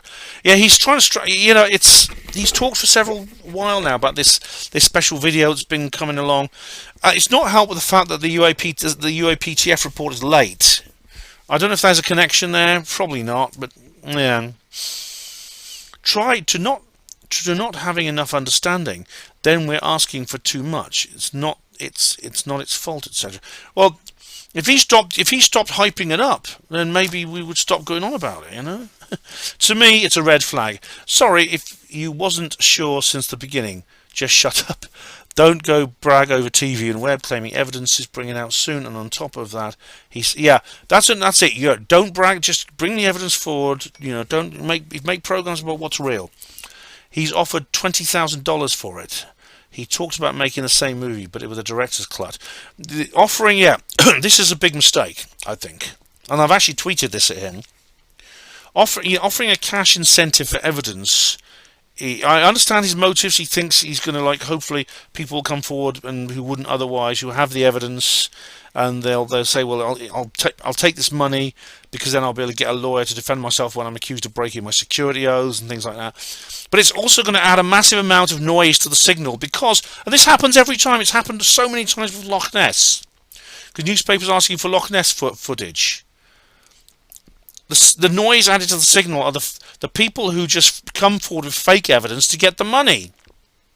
And of course, James will say, "Well, no, I'll check it over. I'll make sure I'll make sure that I control for fake evidence." Well, you're going to have your work cut out, mate, because you're going to get hundreds and hundreds of people, and you're going to have to check every single one. I'm not closed-minded, I hope, but it look like so many cases. So this person's having trouble. This person's not articulating themselves very well. Where people's had been duped. Like any case, it's full of holes, inconsistent stories. Shape of UFO, some claiming it was round, others cigar shape. All right, yeah, the one in the cigar shape might have been a disc side on. Number of fingers and feet, some say 2, some say 3. Oh no, I think actually the military ex guy and the mum, Liliane and Valquera's mum, what they describe looks like the same thing. Eyes, colours, they always claim they were red. Now one girl says they were black, etc. But I think I think Katia said they were red as well. So it's a great case, but it's hard to say what really happened. I'm on the 50-50 side. I really think something happened, but what really happened? It's like mellow about saying that fact people's been in a film from the back is proof. So I don't know what you're talking about here. Sorry, they said what position they had in the army, what they seen, talked about their families, don't change any voices. Do you think they can't trace them? There's a risk that they might, Xander. Military X is taking a risk, definitely. You know, the photograph taken from the camper van in front of them, and that's got to be a risk, isn't it? Anyway, if people are interested in the film, it's a good movie. Yes, I think some of the versions have a 2 hours extra. Yeah, the Vimeo one does, but I mean, the Vimeo one is more expensive. I'm not going to bother with that. So they have to look for this, but they also have to look at it with an open mind, but a rational one at the same time.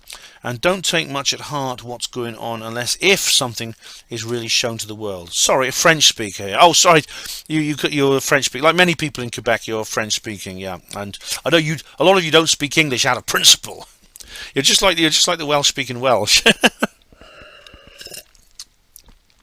Thanks for that comment, Sander. Much appreciated. I'm glad you've tuned in. First comment you put on here, and the film, your assessment of the film is not bad.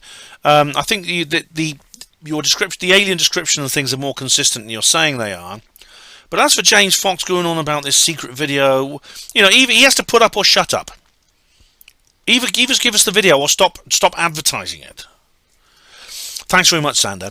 Right, Steve Mumbling. Oh, Steve Mumbling, of course. I think I know what he's going to say. As usual, the story has been embellished beyond all reason over time. Let's have a look. This is probably... I bet this is his video. Another one. Oh, right. Yes, it's Steve Mumbling. Oh, right. Oh, right. I'm going to have to watch this now. I'm going to have to watch this now. It's only 10 minutes long. All right. Neil Duran says on RDH, what's the statute of information for libel UK? The law says that the victim of libel or slander has just 12 months from the date of publication of the libelous slanderous comment to start court proceedings. Parties to a dispute are expected to try and settle before court proceedings are issued, meaning that the 12 months can expire very quickly. Well, in this case, it's actually way over 12 months. It's a good few years. But I don't know enough about the law to say for certain, Neil, whether these people can, whether it is actually libel or whether they're going to go for something else. They're going to go for like incitement to something or other, incitement to commit harm or something like that, or threats or something like that. God knows. Because I mean, obviously the American law is different, but you know, Alex Jones has just been sued successfully over something he said 10 years ago, almost nearly 10 years ago.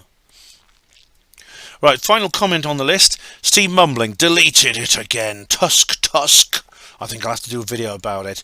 And I put underneath, change the damn record, Steve. Change the bloody record. I haven't deleted any of your comments. Okay, let's go to BitChute.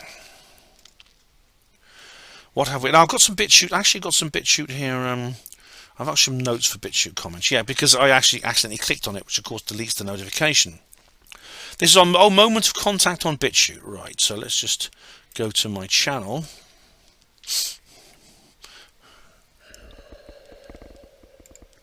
I think I'll go through all my videos I've made since the last comments reply.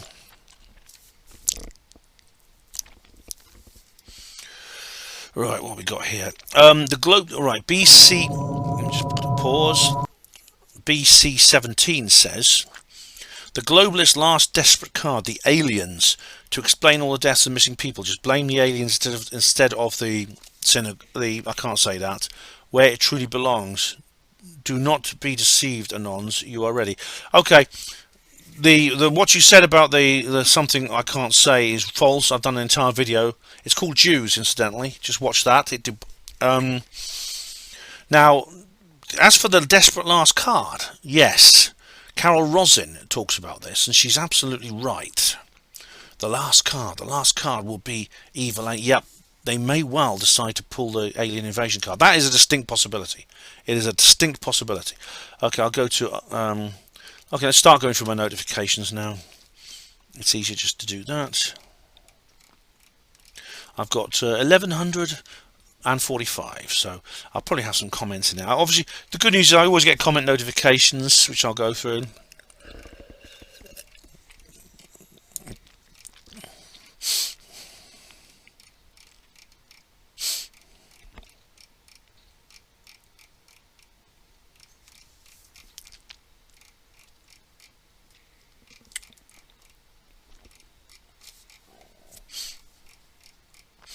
Sorry, guys. Play amongst yourselves when I go through these comments. Right, Sweeps. This is actually on another video, but it's Sweeps Fox.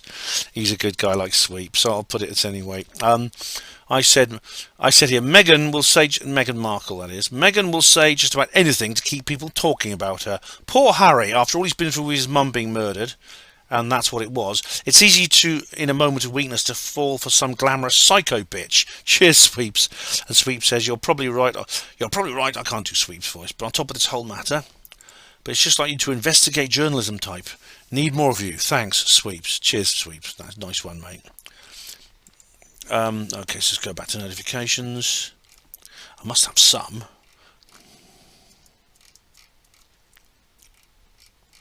I'll tell you what I'm going to go for. I'm going to go through the actual videos that I've done since the last comments reply. No comments on that one. Lapis. No comments on that one. Moment of contact introduction. No comments on that one. And reply to comment 65. No. All right. I've got one. I've got one comment here, and it's fact check this. It's the channel is called Fact Check This, bitch. Hospital porters, pride and dignity. AI explains the big picture in Ukraine. All right, there's like a little video here. It's quite funny. I won't show it, but it's quite amusing. Cheers. Thanks very much. Okay, just so now I think that's all the BitChute comments I seem to have. I'll just see if any more appear. I will go back a bit further. I've got quite a few to get through. Funny, like Sweeps Fox. Sweeps always lets me know when he's got an upload, and I do like his stuff. I've met Sweeps a couple of times actually. He used to go to Probe. He knows Miles. I've got loads of BitChute links and stuff here. There we go. Go through them. There we go. I think that's it. Is that it? I think we're nearly there. It must be nearly at the bottom. Oh, here we are. Right. Oh, Ben Emlyn-Jones on Roswell 75. It's always the old ones I've got to check. All right. It's me. All right. All right. That's all right. So it's always sometimes I get comments on old ones, which of course. Oh, I've got a comment on Barry Dies. All right. Oh, I have got one. Right. I thought I didn't see any. Sorry for your recent loss, Ben. Thanks, La. La Janus says that. Thank you very much, Jar. And Grand Turismo says, people who stand by you sometimes just waiting for you to make a mistake so they'll be the first to capitalise on it. They're saying, keep your friends close, your enemies closer, can work against you. Well, I don't want to say too much, Grand Turismo, but there is an issue here, with Barry and other relationships he had in his life, which I won't talk about now. But he also says condolences. Thank you, Teresa. I don't know why I didn't see this actually. I don't know why I didn't actually see this in the. I don't know why I didn't actually see this in my feed. Teddy Boy says, sadly, yet another V-word victim. Well, again, I don't want to say too much about that now, Teddy. But there were private messages sent to various people when I discovered them of what had happened to him. Yeah, I won't say any more than that. Keep going down.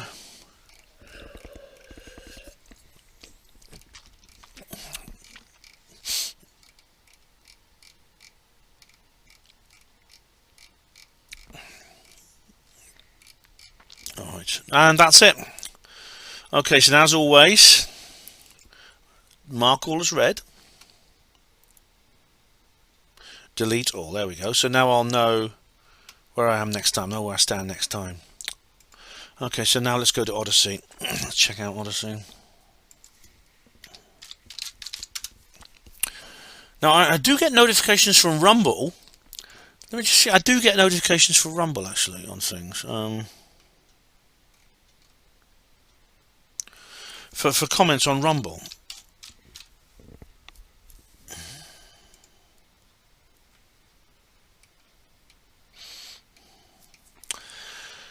I did see one in my email list.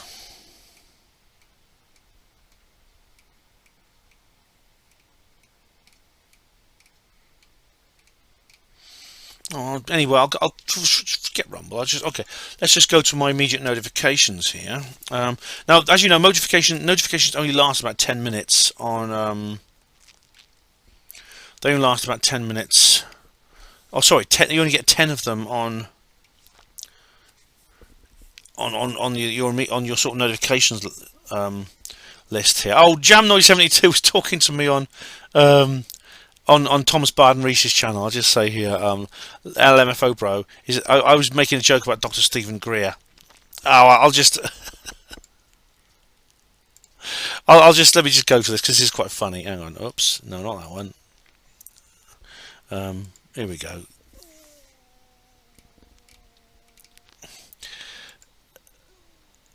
There we go. Thomas made a video called "My Predictions Were Wrong." This is the last. He's kind of disappeared offline now, and there was a discussion here. Someone said, "I love Thomas," and I said, "Same here.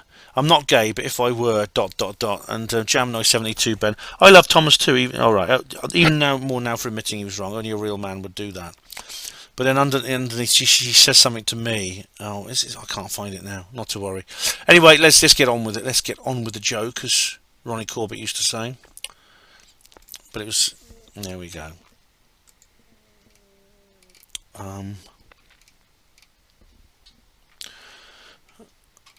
Nope, there's no comments there. Okay, let's just go to my channel now. Because I only get a limited number of like notifications for Odyssey. I have to make when a comment appears on one of my videos, especially if it's an old one, I have to make a note of it. So reply to comment 65. No comments. No, 2 comments. Hang on, 2 comments. Oh, Trust Nobody says. Oh, hang on, I've done. Yeah, okay. Ben, you were going beyond the hospital porters. Pause. Hang on.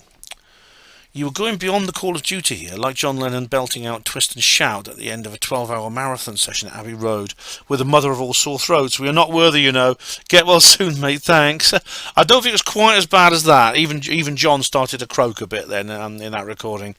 But thank you. I didn't want to let you guys down. I didn't. I wanted to keep going if I could. But thank you, Trust Nobody. Barry Dice.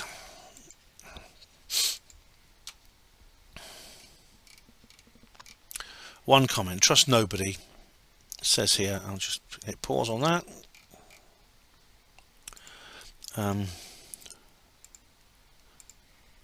Trust Nobody says, commiserations, Ben. It's hard to lose a mate, especially if you've lost touch a little and you find that they've died and feel you were the last one to find out. Yeah. Oh, yeah. That was awful. The fact that he'd been dead for 18 months and I didn't know. I remember bumping into a former neighbour and asking about his wife, and he said she's dead. I ought to have known. I was hoping for a hole to open and swallow me up. Naturally, I apologised profusely. I said she would have been pleased that I remembered her and her name. He smiled and said she would have, because she never could remember mine. Someone who's been homeless in a supposed first world country has visited rock bottom. And the 2 homeless guys I support with money and food have proven to be the salt of the earth. It isn't often that way, as the crooked, greedy types always seem to land on their feet and everything else comes easy. A low mood will feed into physical illness, so you'll probably be stuck in the semi-laryngitis for a while longer, but get well soon, man. Thanks, Trust Nobody. I did get stuck with it for another month or so. But yeah, it was a simple. What you did there was a simple mistake over your neighbour's wife. What happened to me though? I think someone specifically kept it from me, which is very upsetting. They could easily have contacted me and let me know, and they didn't. And I'm suspicious about their reasons for doing that. You see, I don't want to say any more than that, but it is to do with other relationships he had, and things like that.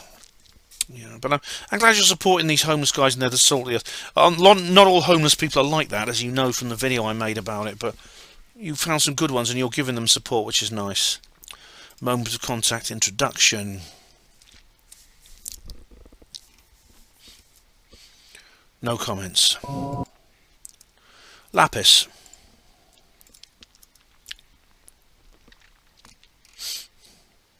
No comments. No, 4. Oh, I got 4 comments. Blimey, hang on. 4 comments. I'm gonna have to go on to the 4th hour, I think.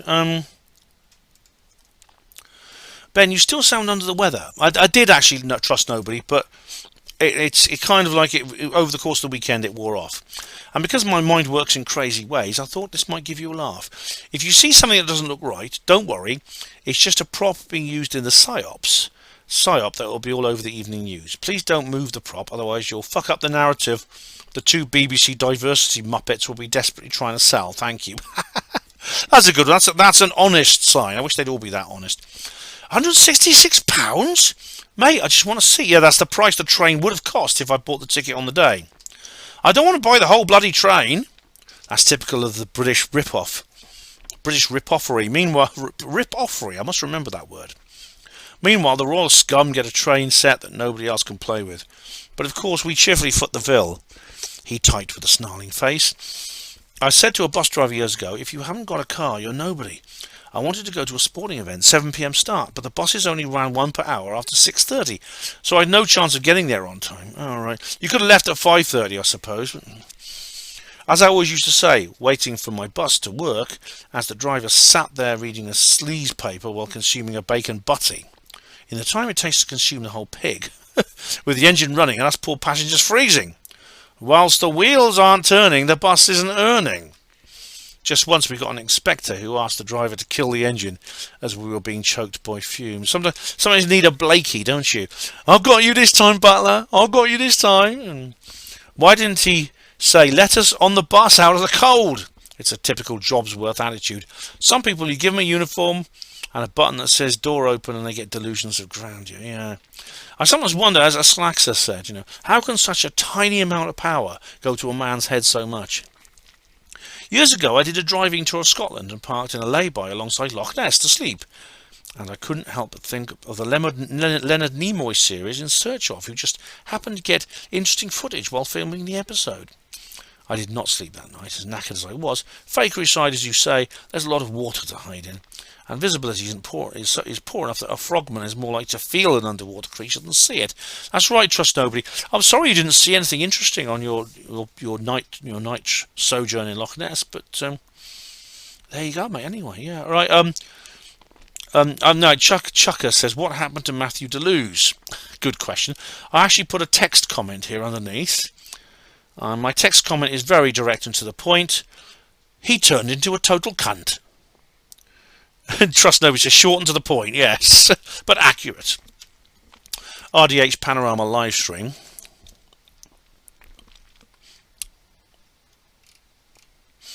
Two comments, right. Trust nobody. Oops. I broke the doors. Trust nobody says, and I've got a reply. Trust nobody says, howdy Ben. I can't help but think of RDH second most famous saying, phony bone of contention. And something like that the BB fucking C often employs so often when a presenter gotten from that infamous employment agency hire a diversity dimwit is faced with the truth, either obfuscate, insult your guests, or both. Yeah, usually it's both. I can remember Richard has warned fellow truth seekers against interviews they don't have to complete editorial control over. Yeah, and some people, well, I learned through experience. Some of it my own, somebody else's, but not everyone heeded him, unfortunately. Neil Sanders didn't. And how, through editing, the mainstream media manure will make your words work against you if they can, just like Inspector Truscott in the cult movie Lutz. Oh, I've not seen that. Anything you say will be taken down, twisted round, and used in evidence against you. And Shelley of the Red says here, Hall certainly knew exactly how to handle the BBC, walking into his store, pretending to want to interview him. LMAO. Nearly all of what is passing itself off as interviews now are propaganda moments. Everything going out at the people rather than the people or journalists being allowed to investigate or ask anything. Absolutely, Shelley, and that's just as bad in the United States, I know. Thanks for those comments, guys. And finally, Moment of Contact Watch Party Review. I've got some good comments, which is less popular. I've got some good commenters actually on no comments there, but thanks for those comments on Odyssey, guys. I've got some good comments on and Shelley of the Red and Trust Nobody are good commenters on YouTube. Okay, I'll go to Rumble now. I've got 2 minutes left. I actually have. Do I receive things on Rumble? Let's have a look. No, I don't. I've checked. I haven't received any. I swore I saw a notification. Anyway, I'll go through the videos anyway. Reply to comments. 65 no comments. Barry dies. I've got one comment here. Fireballs are ETVs. Okay. Reply. I've got to post that comment for. Okay, I'll just add a couple of. There we go. Don't worry, Ben. Your friend Barry's not really dead. I can help you get in contact with all your dead mates if you stop listening to nutcases like Kerry Cassidy and Sandra DeRoy that disinform people about how ETs are connected to all our death processes here on Earth. Listen carefully to what Rowney Kilder said in the interview with Miles Johnson and the woodworker Anatoly Malchev. Follow the long Rumble link above. Right, Fireballs or ETVs. I'm familiar with this. I am familiar. Starseed Genocide. I'm familiar with this video. Barry is sadly dead. Now, you say you can get in contact with dead people. You're a medium or something, and you put mates in quote marks for some reason. If you stop listening to, and you say nutcases like Kerry Cassidy and Sandra DeRoy. Okay, Kerry and Sandra are not nutcases. They have opinions and they give out information. Some of it is better than others, but I don't see how whether I listen to them or not has anything to do with your mediumistic powers. I don't understand why you think that somehow influences your mediumistic powers. ETs are connected to all our death processes here on Earth. I don't think so. I think ET. You see, I don't go along with this. I know several other people, such as Susan Reed, have said this. I don't go along with it. I think the ETs and death processes are two separate things. And the woodworker Anatoly Malchev, I don't remember that bit. I'll have to watch. All right, I will have to watch that video again, I guess. But I think you're being unfair to Kerry Cassidy and Sandra DeRoy. I think you are there. And as I said, oops, that's the end of an hour. If you really think that your mediumistic ability is dependent on what two people say on YouTube, then maybe your mediumistic abilities are not real. And why'd you put mates in quote marks? My dead mates. It's an odd comment there, Fireballs or ETVs. I don't quite understand you. Okay, that's the end of an hour. We are going on to the next hour. Which is fine, that's okay. And thank you very much, all of you. Okay, we're on to the fourth hour now. I say hour, there's literally not much left to do. I'm just going to go through Rumble. We're on to a moment of contact watch party introduction. No comments. Lapis conference. For some reason, it's chosen a separate thumbnail to every other. Oh, we have a comment here. This is Jesus is Sai Baba. Okay, what's this person got to say for themselves?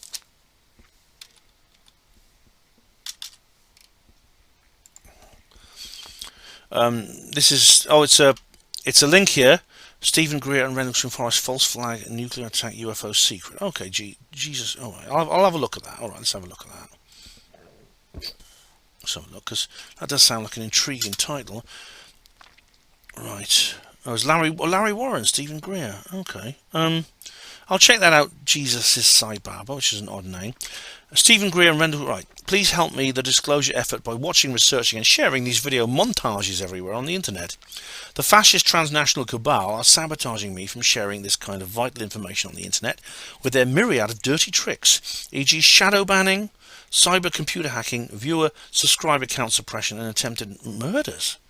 Right, this is from Veterans Today. Neo attacked by US Cyber Command at Fort Wauwachsa, Arizona.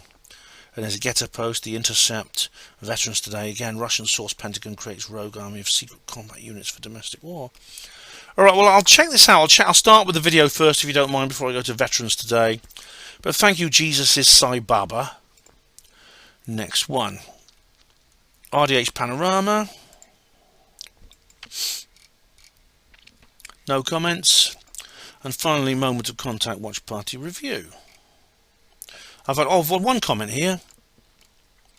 And it is from, it's from Bilbo 2000. Hello. How are you, Bilbo? This is one of my most regular comments on, this is one of my most regular commenters on Rumble. Okay, so as always, I've got to add extra sort of punctuation marks to the comments, because the problem is they don't let you post more than one of the same comments. You see, they won't let you repeat comments, and of course my tags are comments, aren't they? Hi Ben, I'm glad you're feeling better. I paid the $9.99 on Amazon Prime for this film, but on balance I think it was worth it, as it laid out the timelines of the events very well. Not much in the way of anything new really, but very well done. I've seen lots of reports of this incident over the years, and it was the clearest version they have managed to find. Many of the actual witnesses enjoyed it. And I said here, glad you did. Also, I think it's worth watching, even though there's no massive revelation in it. Now, none of the information in it is revolutionary. Still worth seeing. So, Bilbo, thank you very much. Thank you very much. That's Rumble done. So now I don't actually have, I'm not uploaded to Brighteon yet. But I'll tell you what, I'm going to go now. Let me just refresh the channel. We're nearly done now, guys. This is going to be a very short 4th hour. Right, no, done that. Right, okay, so let's go to the YouTube. Let's go to YouTube here. The following individuals Shut up, are Clive. Australia's leading proponents of the global warming hoax. Give them a call. All right, and we have here, right, we got a few comments that have appeared while I've been filming this particular recording, you know, because while I'm in the middle of recording this recording, it takes, like I say, up to 4 hours at the moment, 3 hours so far to record it. People put comments on there, sometimes in reply to my tags. And Cornelius Cruz said, this is in reply to this. This is the thread where on comment 65 where Steve was talking about holograms and things like that. Cornelius Cruz says, won't that be a hoot? Referring to this upcoming video. Yeah, it will be in that site, and you'll get a reply to that comment too. And Brian O'Flynn says here, on this is Brian on Lapis Conference, Lapis and Probe just wouldn't be the same without you attending. Thanks for your detailed reviews of all that goes on. Thank you very much, Brian. Much appreciated, mate. Really do appreciate that. I'll hope to go to future ones as well in future. So I'll give that one more refresh there, and there's nothing. And then I'll check for BitChute comments. Have I been sent any? No, I haven't. Okay, that's it, guys. Right, so that's the end of this particular. That's the end of this reply to comment 66, the 66th one. I want to thank you all for taking part, all the comments you've left me. You know, it goes without saying that without that, this video wouldn't happen. Hence, because the title is all about that. So I appreciate all the comments you've given me. Even some of the rude ones are quite amusing. You know, I'm a big, ugly ex-hospital porter. I can take it. There'll be more coming very soon. As I said, you know, I'm going to do a Wakanda Forever. I've been given the challenge now, so I think I better book a ticket as soon as I can and get into the cinema. And if people give me dirty looks and things, I say, well, too bad. You know, I'm white and I'm proud, I'll say. So yeah, that's my next step. Either way, obviously the first few days will be sold out, and I probably won't be able to go now because it starts, I think, on Friday. I won't be able to go probably till sometime next week, but I'll be doing that. But maybe there'll be another video because I've got to do the live stream about Ghost Watch. And I've got to do the live stream about Moment of Contact. So those two are on the cards for future videos. And then, you know, you never know. I've got to do a UFO disclosure video as well, especially with this UAP task force report running late. It may be running late because it's actually really good. In which case, I'm going to have to do a video about that. Anyway, thank you all of you for watching HPANWO TV. Hospital Porters, Pride and Dignity. Stop the New World Order.